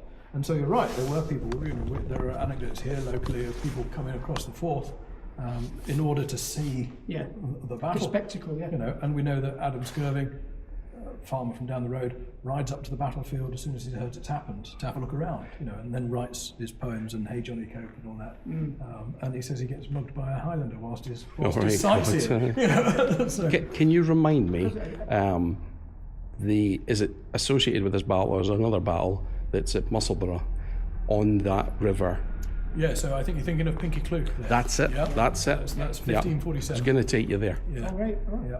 So that's a great site. There's some interpretation and a monument up there. But that's it. I mean, that's probably the biggest battle ever fought in Scotland. Yes. It's enormous, and disastrous, which is why it has very limited sort of cultural legacy. Was it the last? It wasn't the last. It's something about it that was. It was the largest. It's certainly one of the largest. The largest contingent was the Scottish was flown.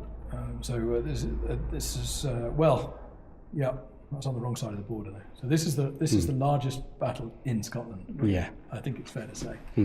But it's also it's usually considered, depending on which side of the field you're on, actually, either the last of the sort of medieval battles or the first of the modern battles. Yeah. Because the English army at Pinkie is deploying combined arms. It's got archery, but it's also got handguns and artillery. And it's got naval support firing during the battle, and it uses all arms strategy, as it was. They have a statue of an archer, and it's the Roman bridge that I used to walk across every day when I first moved down here. I didn't know that was there. Yeah, you passed it coming here. That's a huge battle, and. It's like modern warfare against ancient warfare in the sense of bow and arrows against muskets. Well, the Scots were more or less using the same tactics they'd used at Flodden, and they got pretty much the same result. You move massed pike formations into a ploughed field, it gets stuck, and One day I'll take you to Poland. That's why you built the wall at Edinburgh. I'll take you to Poland. An English invasion. We'll take you to the Battle of Grunwald or Tannenberg. That's some archaeology. Yeah. That's one of the largest, I think, in Europe, was it not? The story that Murray picked up on Murray Pitlock actually said that during Culloden, I don't think you've heard it, to do with during the Battle of Culloden, there was a B plan for Cumberland. Apparently there was 5 frigates on the bay, full of Marines, ready to pound the Jacobites if they won from the coast. Yeah, well, they were certainly there. They certainly got the capacity. So, right. So, you're keeping this man from. That's all right. We've got my volunteers. Thank you very much for, Pay him you to know. They close at 4. Yeah. What time is it now? 4 o'clock. Oh, right. I'm just going to walk round here and have a look at this and come round the other side. And thank you, sir. Could have been there all night. This, I want to have a look at the tapestry, yeah. So it starts here. I'm just going to quickly go over it because it's quite interesting, give you the bit of the battle. Standing in charge.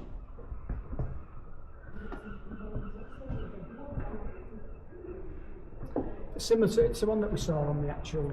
This is the one. This is the one that we saw in the pictures. Yeah. This is the actual one. Guns there running. I really like these tapestries that are like created by the locals, done in the style. It says finish here, but I'm just going to go that way. You can see it. You see them running. There's no firing.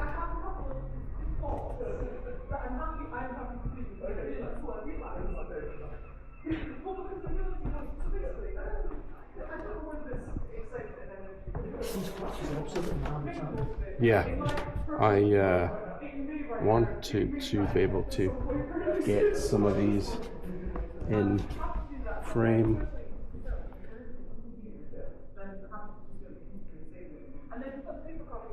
But you got a very interesting report of the battle there, which was brilliant. It was brilliant to get that. It was a commemoration of the battle. Ceremony at the cairn, it's called.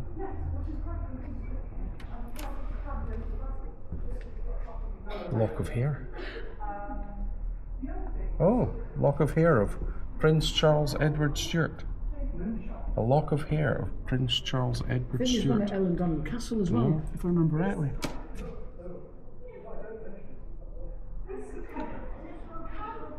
Interesting.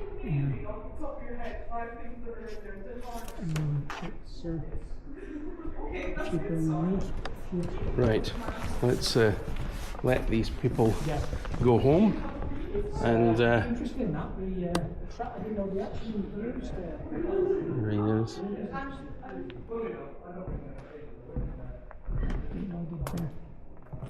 Yeah, great shot. Yeah, I didn't. I can see, you know what it looks like, how it's put together. Yeah. Most of these things were just sort of like cylinders, but that was wrapped.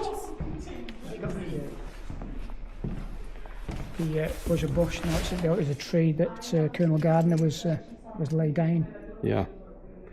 Okay, guys, I'm gonna wrap this up and give the people their piece, and we'll catch you. We might pop in by somewhere else. We don't know. Will we? We'll see. Right. See you later, guys. Right, we're back. Back at another battle. That was interesting talk, wasn't it, with the man? Fantastic. Wait, he did us proud. Preston Tower. There we go. Dates from the 14th, 15th century. Look at the top of it. Hey. It's a good example of an L-shaped tower house. Uh-huh. Built for John Hamilton, Mm-hmm. who very much well lived back in the day. Wow. Built on several occasions. The main one was the Royal Ruin Robin. And apparently I told you some of the story that one of the three kingdoms, Cromwell and his men come here. Yeah. John Hamilton refuses to give up his castle. Uh-huh. So what did the parliamentarians do? Burn it to the ground. Oh. Hence, your man's still inside. So it looks a bit black in the inside, doesn't it? You know, a lot of these buildings that have had fires, that have lasted and survived, effectively they're just like ovens. His ghost is still in the tower. Oh. Now here we go, folks. Finally, a haunted location. And there's looks like maybe possibly an old folks home out the back. Why is there always old folks homes next to like haunted locations and graveyards, eh? They must see lots of stuff, eh? You know, do you think the ghosts of the tower come and visit the old folks? Ooh, look at this, look at this. This piece of land here with an orchard. Wow. Now, this would have been a beautiful place to stay. A tower and an orchard and a garden. Did we get a look at the time and when this might shut? Because I guarantee there's an old person that lives in the local area that shuts at a certain time. He'll come in and have a look before. Reminds me of Peter, my mate from Campus Kenneth, Uh-huh. who's there with his little lock and key. Yeah, I got speaking to him. Yeah. He's the one that actually told me where the William Wallace, is. his body part is. Yeah, and I was kind of like, does he tell everybody unless he likes you? You know? And I started running around the grounds telling everybody there, it's here. Yeah. He's okay. He's just on the side. Oh, brilliant! Yeah, and I like that. You know, I think that's fab. Ah, shut up, seagulls! God's sake! Should have an inscription with his name on it. Off the top.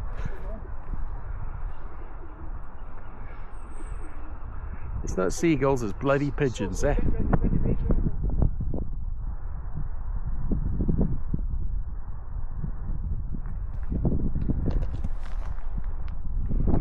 See the ghost. Is there anybody in the tower?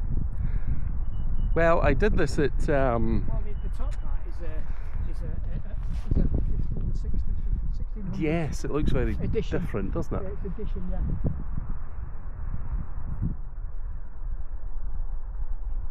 I did this at Tantallon Castle, and a hawk flew out and flew over the top of us.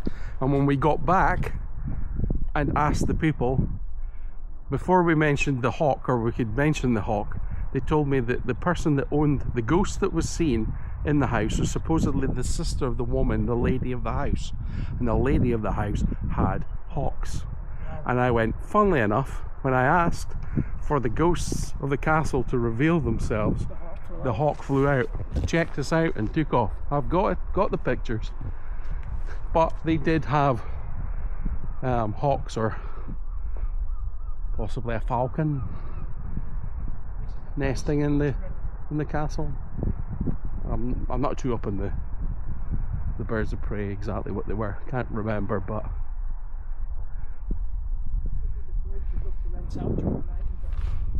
well, I'm looking over here. It's like you can see over there, right, in the background. There's an old house. That looks like something out of the Amityville Horror. So yeah. I wonder if there's any lights around here. I wonder if they light this up. I don't see any. It's either pitch black and, you know.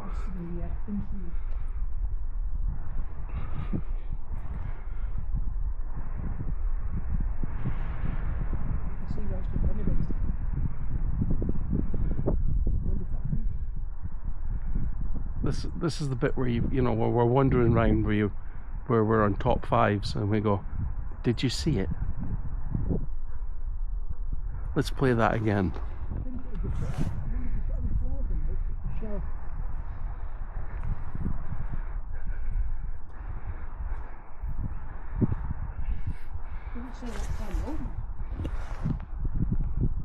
Well, we've got enough time to sort of run up these stairs and see if we can we get into it.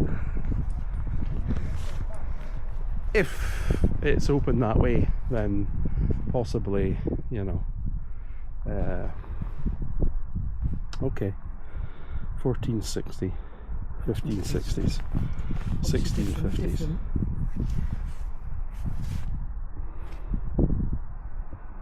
And that's the edition in 1650.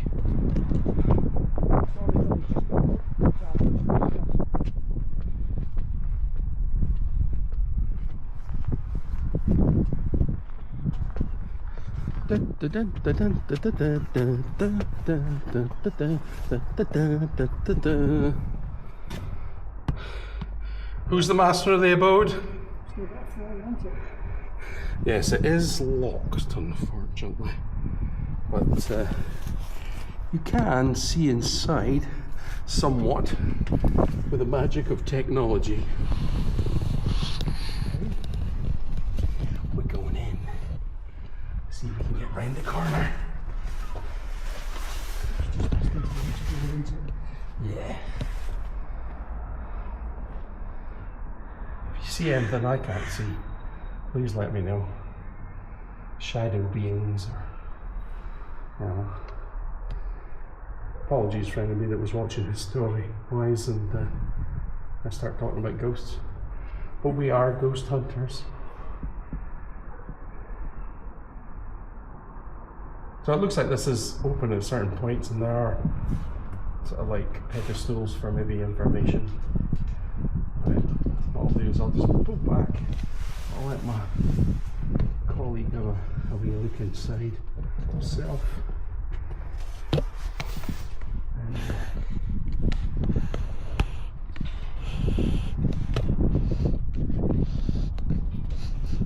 be like turning up to one of these, you know, popular tourist sites where, you know, everybody's going, I need to get in there, Karl, I need to get in. I need to see. Budding historian just can't, you know, needs to have a look. Yeah.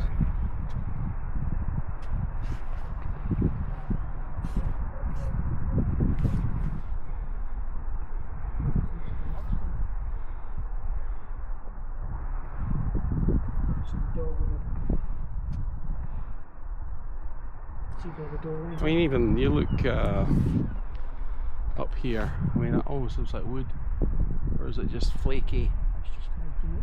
You know what? You know what that looks like? What? That looks like that's come off the sea. You know, like shale. Maybe. Now, You're on the beach, aren't you? yeah. Because certainly, when I was at school, some of the history that we looked at was about places like Skara, where these sort of ancient settlers lived by the sea and fished at the sea and left large piles of shells. Yeah. So that looks the actual line. If you look, put the bricks, it almost looks like shell, and you can see fragments of shell. To mix in with the lime to make the brick stick. Yeah, and I mean even the bricks themselves, they all have these kind of, you know, by the sea kind of holes on them, being weathered. So you're talking shells and stuff that have been. You're talking the 14th, 15th century shells. Definitely, yeah. We passed it to find maybe what would you call it? Ancient fossils in some of these castles, depending on where the rocks come from. Where they sourced them, It seems quite crazy to say that you might crack open a giant stone in a castle and find a, you know, an ancient sea creature's skull or bone. Oh, like my friend making his brick wall out of a Roman villa. Right, we need to go there. That's the place that we need to fix his stone wall. Yeah. That's he sourced his brickworks from an abandoned Roman villa that dates back from the 50 AD. Yeah, that's the topic of another video where we're going to uncover Roman artifacts for you know, where me and Karl are both in the agreement, like Indiana Jones, it belongs in the museum.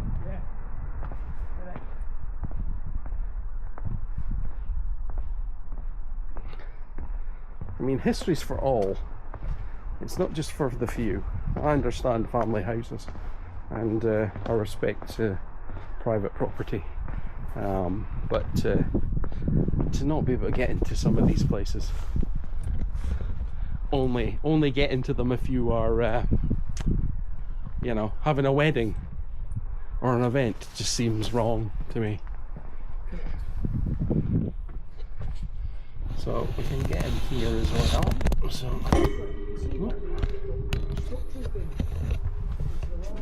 come in there. I don't think you're gonna get much around the corner here. It's quite dark.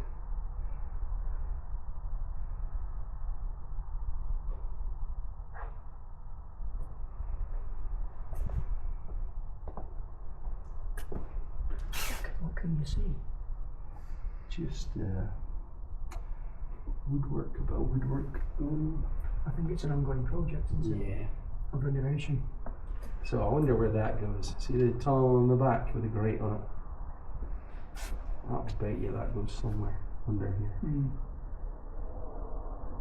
Maybe the basement or something. Yeah. Storage room. Have we had any more information on where we were just talking about the other tower, Cambuth Kenny? Cambuth Kenny. Whether we can get into the roof section. I'd like to. Because I believe that we forgot all about that. And that was going to be like an event, wasn't it? I'll inquire about that. So, yeah. If it's good enough for my mate Murray Cook to get up there, it's good enough for me. Well, you've got him on camera now. If all I was recording the other part, I could just cut it out later on, keep it for our own enjoyment. It's not what you know, it's who you know, eh? We're coming for you. So even our new friend knows about it. Yeah. Amazing. Absolutely amazing. Yeah, definitely. Yeah. Has he got the keys? No. But that would be good. If he opens that up, I'm up there. Ah, he's going in. He's going in. But yeah, you can imagine this in the summer. Yeah. And if this is the original walls, do you think the original walls are here? Yes. They go around this because that building right up at the back. Yeah. I think that's the original. Yeah. Oh, it's in the grounds. Yeah. It's got some. Oh, good. Right. So we've got more to see. Yeah. Just a shame that the council estate on it's not the. It's not like too bad actually, and it's in keeping with the colours, don't you think? They're all cream and that kind of brown. It's quite all made that, isn't it? Yeah.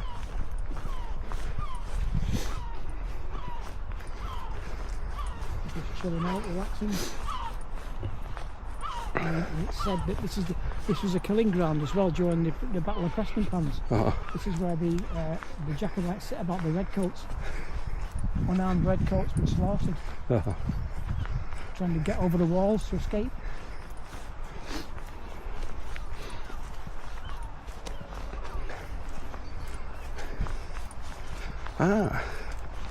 Beautiful little building there. I'm just going to have a quick look and see what this said. This is new, but what does it have on it? That's the tower. Battle of Prestonpans. So there you go. Preston Tower Gardens 2022.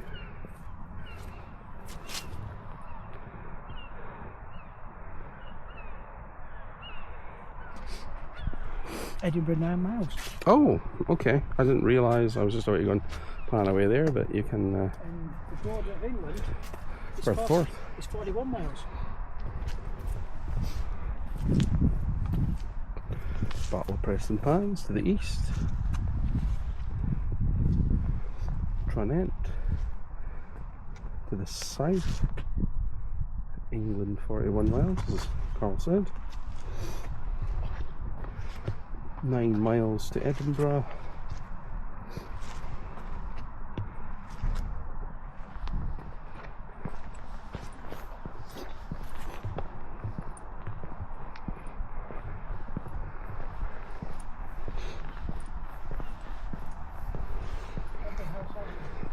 Do you think this is just an outhouse? Oh well, no, it's got holes for the birds there.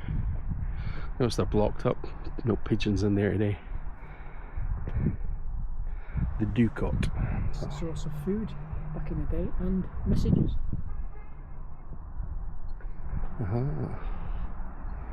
Bannockburn House has one, didn't it? Yeah. Remember that one? What the gardens, isn't it? Yeah.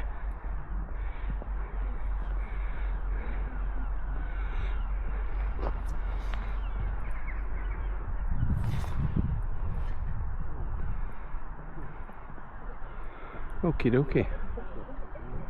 You know, you look at these dovecots or ducots as you call them here. You know, they're built to last, weren't they? Sometimes they're built a lot better than the actual castles.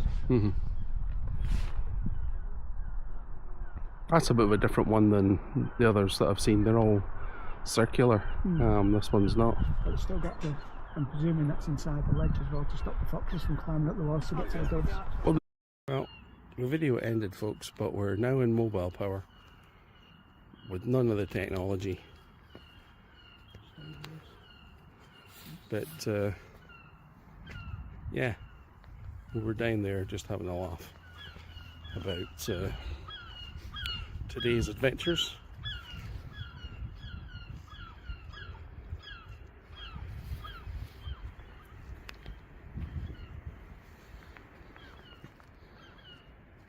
It's quite a nice painting, that, isn't it? Yeah. You can see where the that parapet thing was there. The front, you can still see the markings where it was into fell into the water. So imagine that was wood.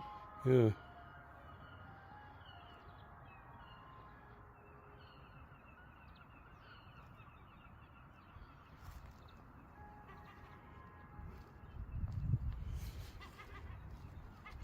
It's quite ornate as well. He's got the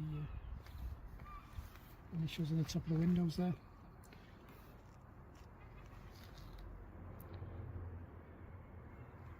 Hamilton's face, powerful family. Hamilton's. Did that just say, what was it? A violent history.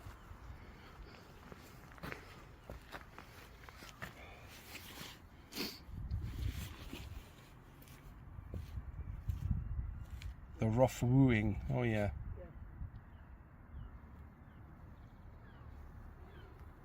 That's where Henry VIII tried to get Mary Queen of Scots' child, like, to Edward IV, son.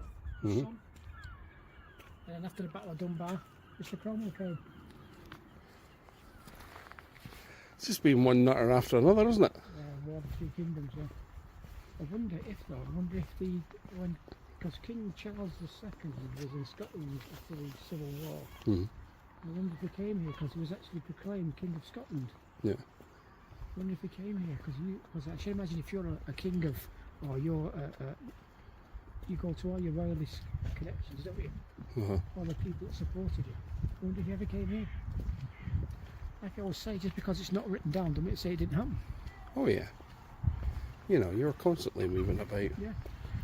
Well, within reason. Well, you don't have a car, did you? So you're a wanted man, aren't you? And you can't go in England because your father's just been executed. And it's a very much a military state. I mean, you've got the Lord Protector Oliver Cromwell, protector of Great Britain, who hates Wales.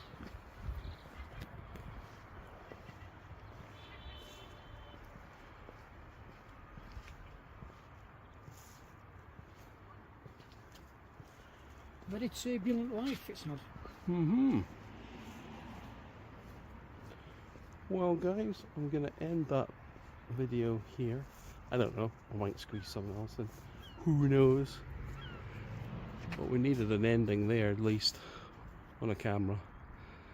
So we'll catch you in the next one. Bye.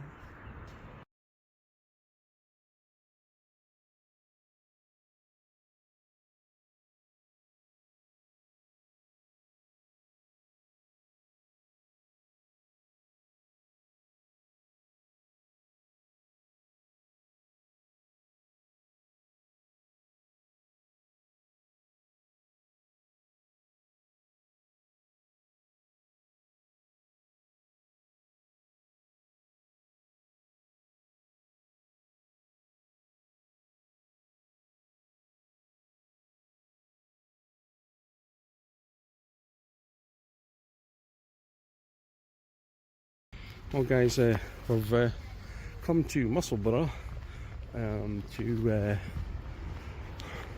have a quick look at a bridge that I used to walk along every day when I first moved to Edinburgh, where, oh god, wind's fairly taking that down, but yeah, where when I first moved to Edinburgh I used to come along here to get to my work, and I believe it's someone said there's an old Roman bridge here, and apparently this is one of the largest battles in Scotland. Was the Battle of Pinkie Cleugh. 10,000 Scottish were killed. 10,000 Scottish were killed, yeah. No. So, yeah. It's about the rough ruin, isn't it? Henry VIII and his son James, Edward VI. You can pause that and have a look and see what's what and get an idea. of what we're talking about. But yeah, and I never had a clue. Like I said, that Tesco's was up there. You know, we went up that road and it was way up there. So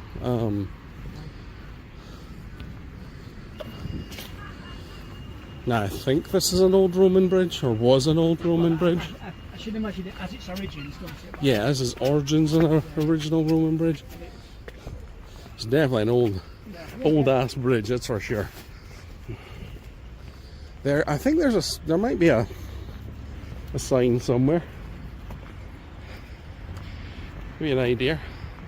Musselburgh's not such a bad place. It's quite a nice place. What do you find with some of these bridges that there was a toll that you had to pay, especially the ones in Stirling Bridge, to get over it? Yeah. To pay for and maintain the bridge. Some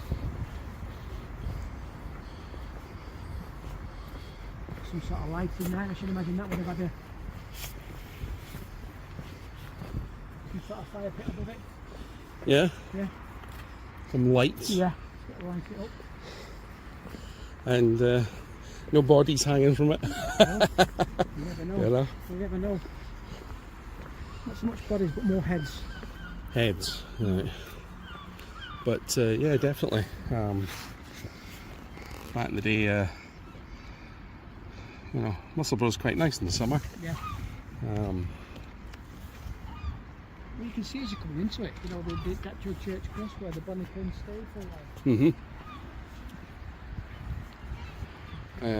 Most of the stuff that I've read about this battle, or knew about it, and now that I know it's here, was, I think one day I'd come back here, not been here for ages, and I thought, oh, check out the old bridge, and parked over there. It's changed again, but over here, you can see, or you might see, just behind these trees on another side of the road, there's an archer. There's a man shooting an arrow. Well, our new friend said it was old school versus new school, muskets versus bow and arrows. Yeah. There you go, yeah. There it is. We'll go down and have a look, because I think there might be a plaque or something, description down there. A lot of these things, they on your doorstep you don't realise. Yeah. Or you've gone past them and not realised. You walk past them all the time. I don't know when that statue was put up. Maybe it was before I stopped coming to Musselburgh. I don't know. Certainly, some of the surroundings have changed. And I bet the people who actually live here don't know anything about it. Yeah, well, there is that as well. But the other thing as well was the I'd never seen the archer before. Certainly, I'm pretty keen-eyed, you know what I mean? So I think I would have noticed it at the time.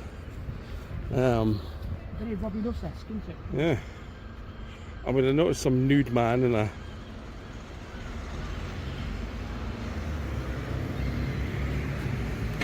Musselburgh Conservation Design Award Society 2020.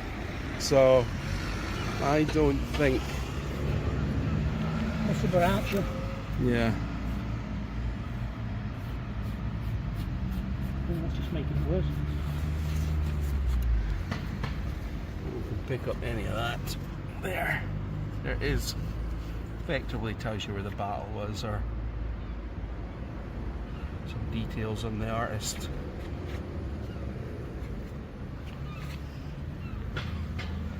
Highly unlikely that the actual people look like this. You know? And they're like, got you, you bastard!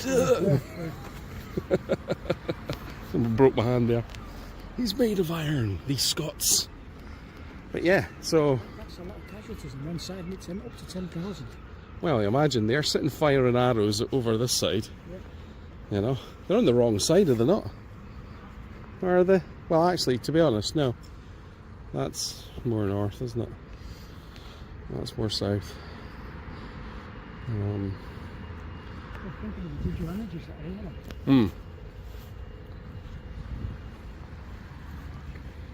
All along this sort of bridge, and you can imagine it would have looked very different. There probably would have been some sort of bridge here, but the other thing was there are sort of points at this river that look kind of shallow, Yeah. which I think you can probably scramble across.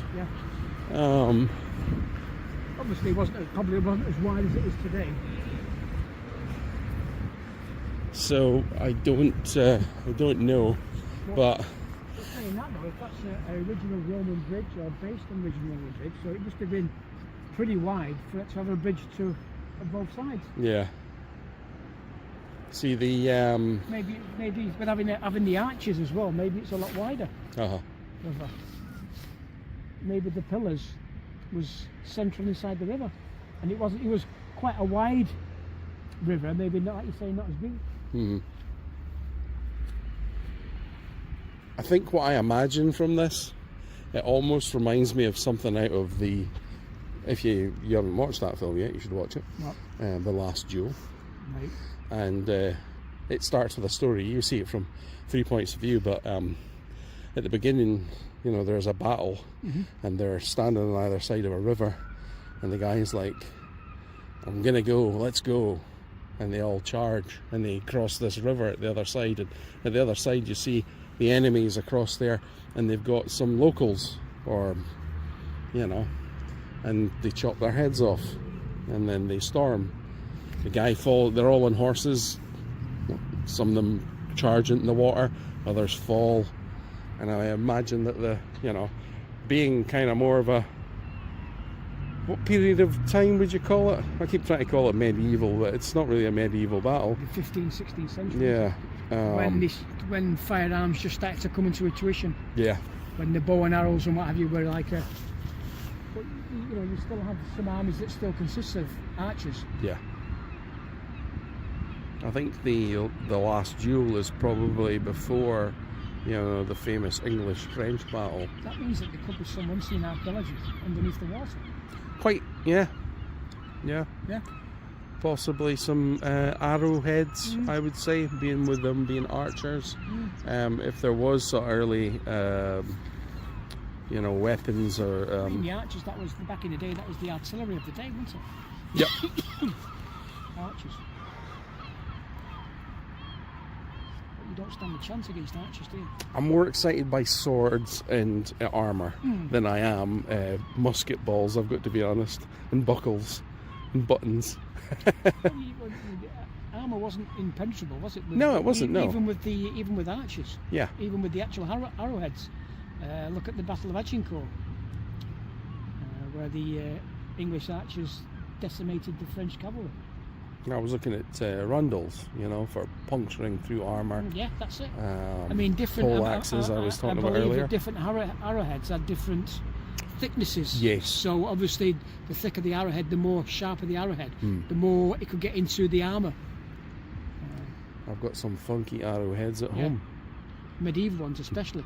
I believe it got to a stage where once inside you, it's very hard to actually get them out. They cause more damage out than they do actually in. Often they would want to pull them through because. And I think they developed in medieval age. I think they developed a little some sort of implement that goes in with the arrowhead. Yeah, it's like a kind of forceps. Yeah, and it grabs, opens the wound up, and then you get the area. Yeah, and it'd be very painful. Oh, I should imagine so. Yeah. You know, you'd be drinking a lot of but the end ale. The end of the day is you can die just as well as loss of blood than you can actually having the arrowhead inside you. Because some soldiers as well actually put a poison on the end of it or some sort of a liquid to try and make death slower and more prolonged. Yeah. So even though the actual head's removed, you've still got that poison inside you. Yep.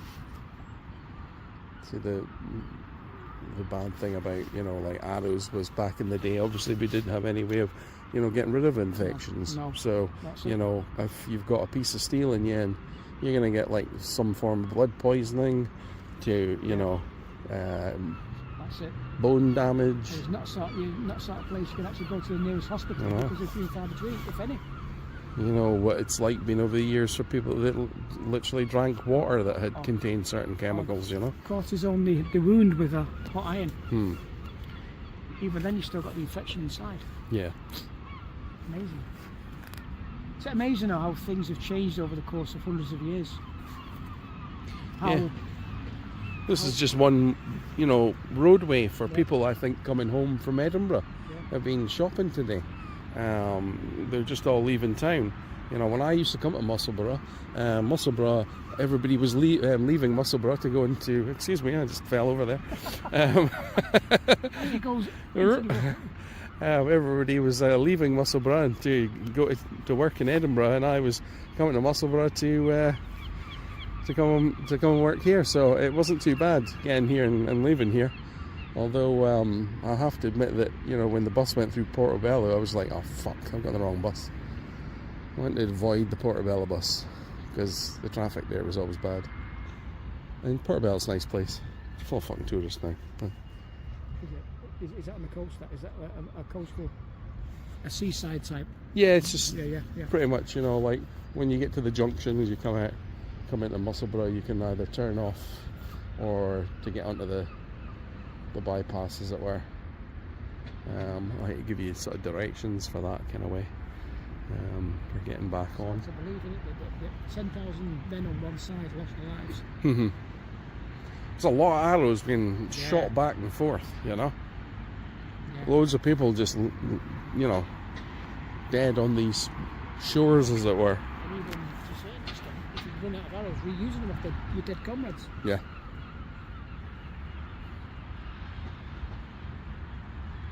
How peaceful and quiet it is now. All to do with two royal families, royal infant children, trying to get them to force to marry.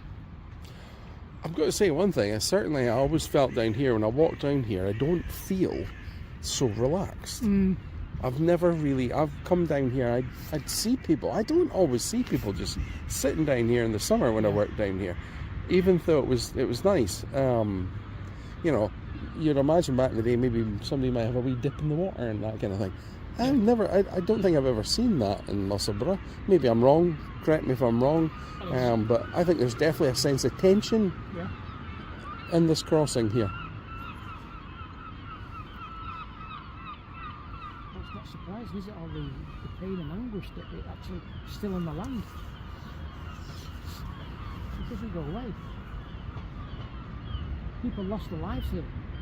It's got to be still in the residual. Musselburgh, you get a good chippy Oh, and some nice ice cream, Not a battle for life and death, eh? maybe on a Saturday night. Yeah. When you run out of fish. Yeah, so peaceful, isn't it? See, I'm not saying I'm psychic. I don't feel anything. I just feel, relaxed, and it's a nice place just to chill out and just take in the scenery. Yeah, I don't think I've ever sort of like just come down here to be like chill, And even when I come down here, it's very much a case that we're down here, we're looking at it, and we're heading somewhere, Obviously, because you know the history of the place, and you look at some things. I never knew the history. I just never, when you work in an area, sometimes you come down to somewhere like that to have a walk around, and I'd always sort of come down here, and it didn't last very long. I wasn't down here for very long. Never thought too much about it, but now that you think that this is like a large battlefield, how much of Musselburgh actually existed at the time? I should have it was a small hamlet. I imagine just a bridge with a few buildings that, That's it. Just not here. crossroads. There weren't no Tesco's on the other side, that's for sure. For a wee... I'm gonna minute, lads. Let's just take a wee break, and we'll just get some sandwiches from Tesco. Yeah. We've run out of arrows, we need to get new ones from Tesco. No.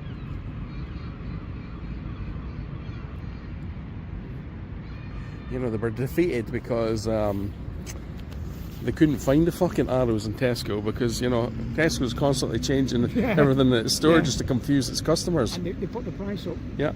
And they only had a certain amount of money. They had a budget.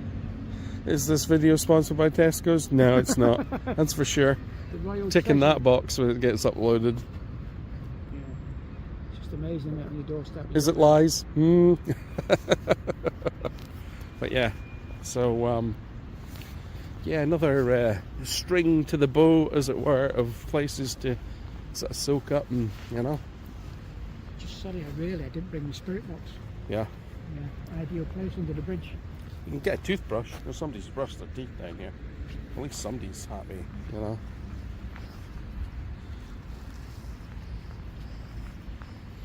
Think of the carnage that's left. It's a battle that big, that multitude. This place as well. One thing I've always thought, the grass on this place is just like non-existent, really. I mean, okay, we've got a lot of dogs, we've got a lot of, you know, a lot of worms and the way the soil looks, but because it's the type of soil close to a river, I wonder how much, if there's any artifacts in here at all. Is that just a light? Yeah.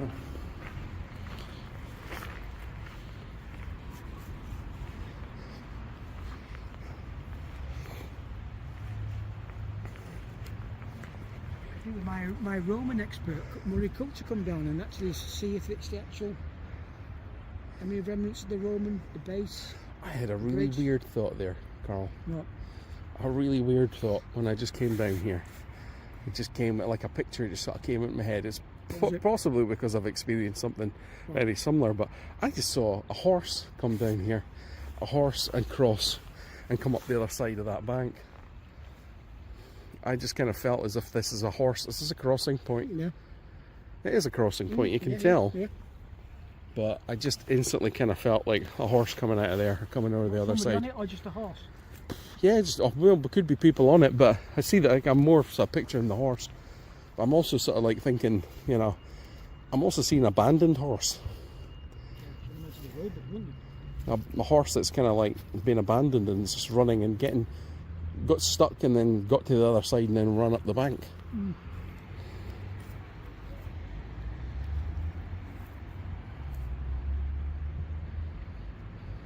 It's not that deep, is it? Really? No.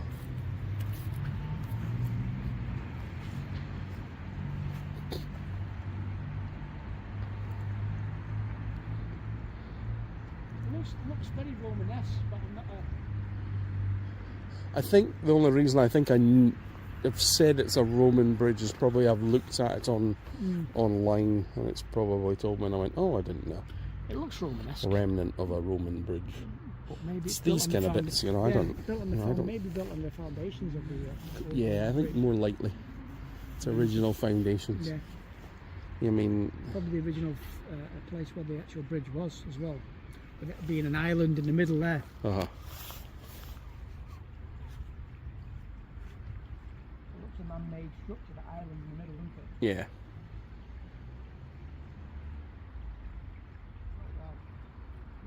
So I'm just getting peaceful. Yeah. Yeah, just hear the river. Oh yeah, I don't feel... there's no like... I don't... You know, I don't... There's nothing leaping out at me, but I don't feel... It was strange seeing a horse or visualising a horse. Just what you've got to do is you've got to think about where you are, what the possibilities of where it is. You know, I could be sitting talking a load of nonsense right now, and you know, I don't claim to be talking the truth, but I just can tell you what suddenly comes to mind. The thing being, with you going to a church, if you're more in tune to things like this. You say that, but it's like me and you go to a football school of excellence. You're being to be more in tune, you're more practiced. It's the same sort of scenario. Yeah. And maybe a different example. I wouldn't fully agree with that, but so therefore I know what you're more saying. In tune than I am. You know, to see things. What I've learned is to trust sometimes what comes into your head, because it's not always, you know, your brain sucks up loads of different things. You know, I could be, you know, thinking about something I've seen in a movie or a TV, or, you know, it's firing off those signals that causes me to think I've seen a horse, or imagining a horse going across there. But what I have been taught to do was, if you see it or you think about it, you know, say it, because you know, you never know, you might be right. It might be you might be seeing exactly what happened. Yeah, well, under circumstances, it's not surprising. You know, a riderless horse. Yeah, so imagine there was, if it's a major battle. Because horses, I'd say 100% the horses were involved. whether they're pulling some sort of implement or carrying a soldier of such, even to escape the battle. Mm-hmm. And I've always said that water is a good, what it contains, seems to hold energy. Uh-huh. A bit like we were talking a couple of days ago about the stone tape theory. Mm-hmm. I believe water holds memories. Also, I don't know, I mean, I know we've got the sign there saying that this is a site, but I'm kind of wondering how far it goes down, and whether it goes a lot further down. Well, let's The face it, battle. we said this before about battles, you cannot, if there's no written records, it's just hearsay. Yeah. Over the course of years and years and years, the actual location of the battle is lost, and then it's just surmised around a certain area. And a prime example is Bannockburn, Battle of Bannockburn. Yeah. You know, I don't think we'll be able to, not unless you research it and you know, open it up to archaeology, then you can actually zoom in of where the actual battle took place. I mean, our new friend Andrew was saying this. He cannot determine where the actual impact was, where the actual two sides met.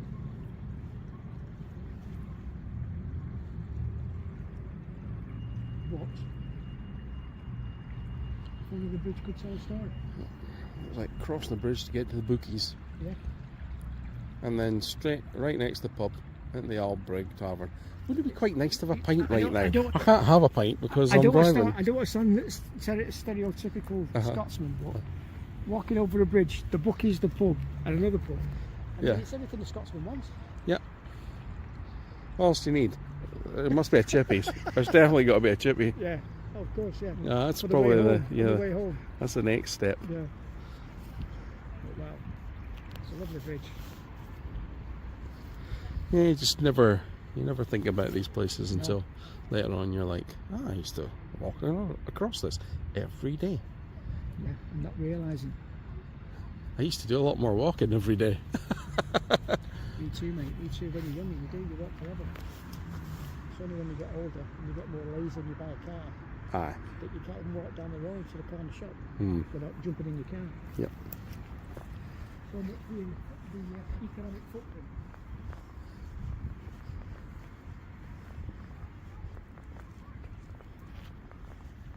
So do you think you walk around these places and you have a look? Do you ever you got this desire to suddenly go, oh, what's that in the ground? Yeah. Oh. Many a time. Many a time. Look, it's a medieval sword. Yeah. I mean, what I try to do, when I'm looking at a place, especially like this now, I try to visualise what it was like. Try to losing the houses, to a certain extent, losing the bridges, losing everything around you, trying to suss out the layout of the buildings. Obviously, if the building's a lot bigger than, let's say, at the back than the front, obviously there's a little bit of an incline at the back, so therefore you visualise that.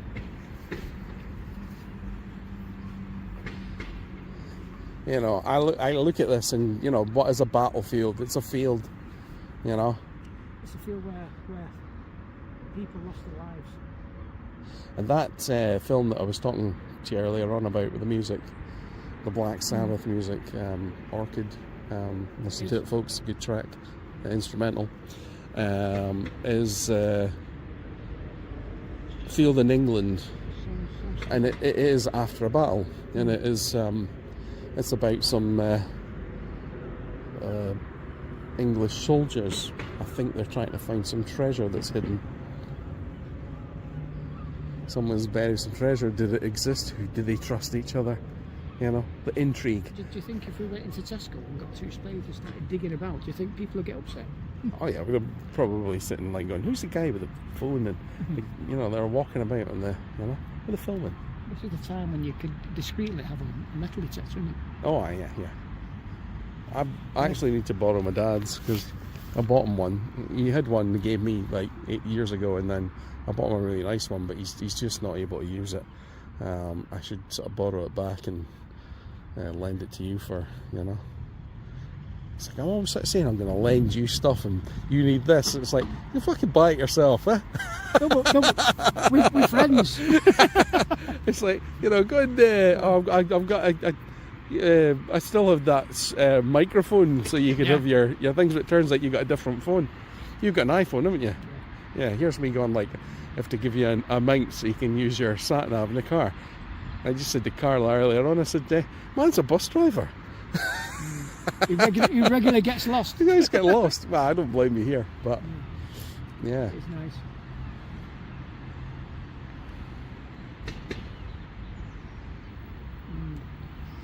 Right, well, there's not much more you can say about this place. I think it's a lovely place. But obviously you get different vibes to what I do. Well, you know, spend a bit more time, I guess, yeah, and kind of relax. It's just, I don't know, it's just never really given me a kind of, it feels a little cold, you know, it's cold now, and whenever it's been the summer, I've never felt any particularly warm here either.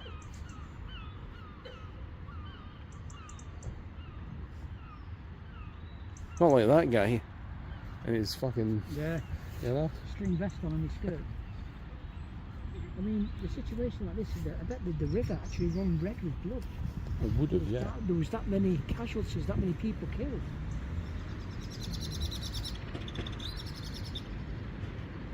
I mean, and the stones moved that river. You might even get the stones in that river to date back to the actual period. Mm-hmm.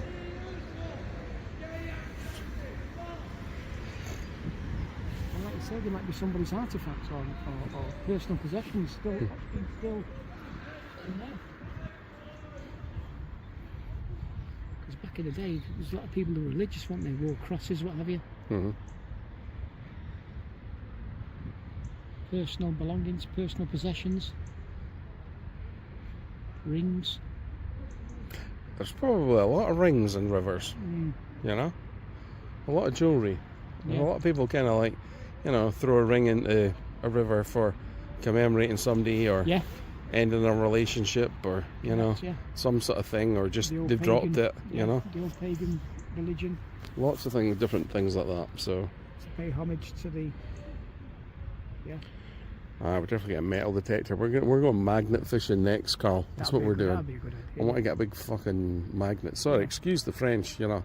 But big magnet with like a big rope that, and try a bit of magnet fishing in see if we can try and get something. In the Glaswegian River.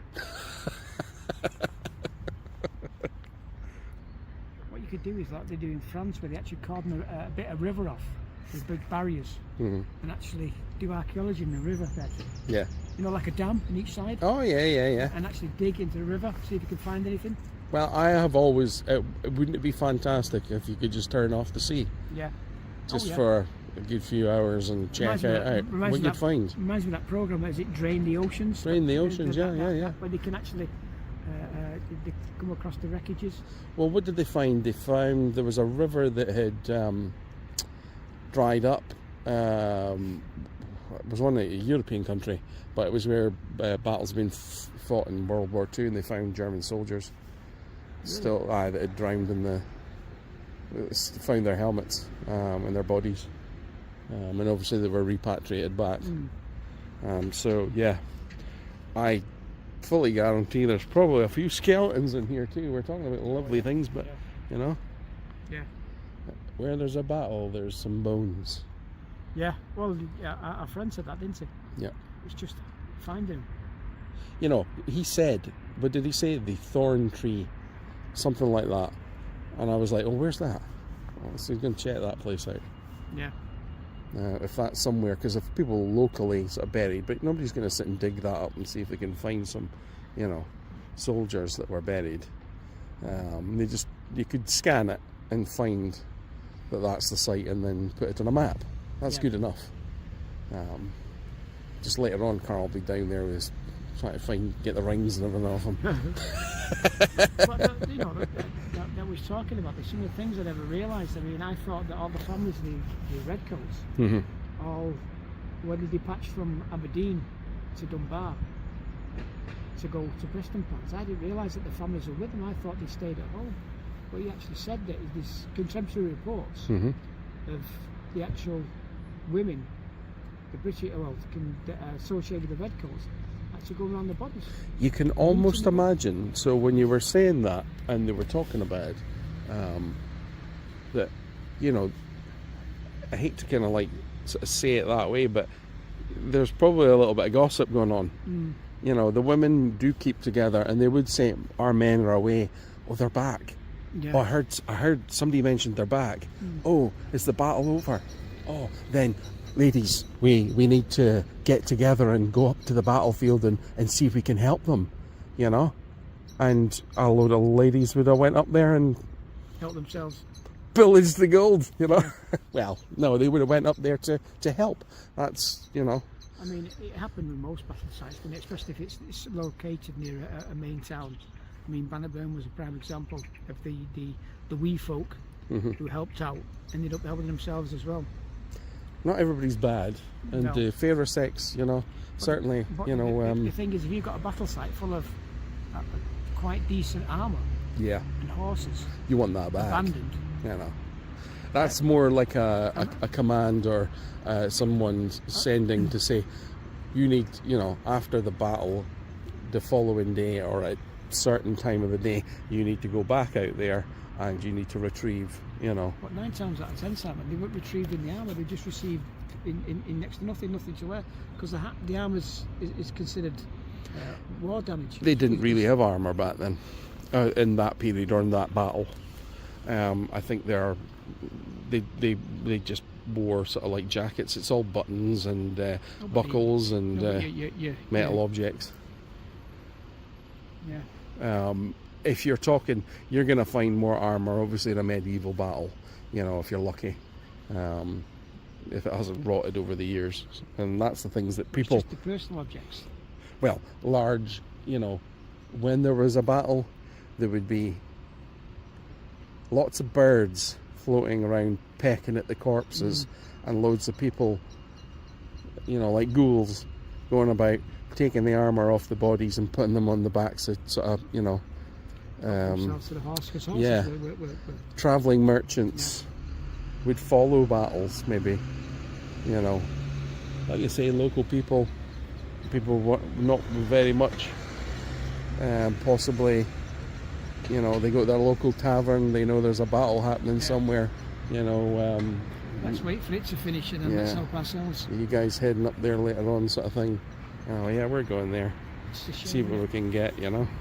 I mean, it happened all over the world, didn't it, when it came to battles? I mean, Gettysburg also, all over the world. Oh yeah. I mean, at the Battle of Waterloo, they was helping themselves to... I mean, the thing at the time was teeth. Yeah. Pulling the teeth out of the dead soldiers. So, you know, if you watch Sharp, you've got the chap called Sweet William. That's his nickname. So what do they call me? They call me Sweet William, and they have a wee laugh. And he's got a set of teeth that's basically taken off of dead soldiers. You know, he was collecting them. That's it. That was where the money was. Sell them. Amazing that money from dead. But right, we're going to call it. I think we'll end on this Lovely, peaceful, isn't it? this lovely peaceful massacre site. Yeah, in a sense, yeah. We'll see you at the next, you know, interesting place. See ya.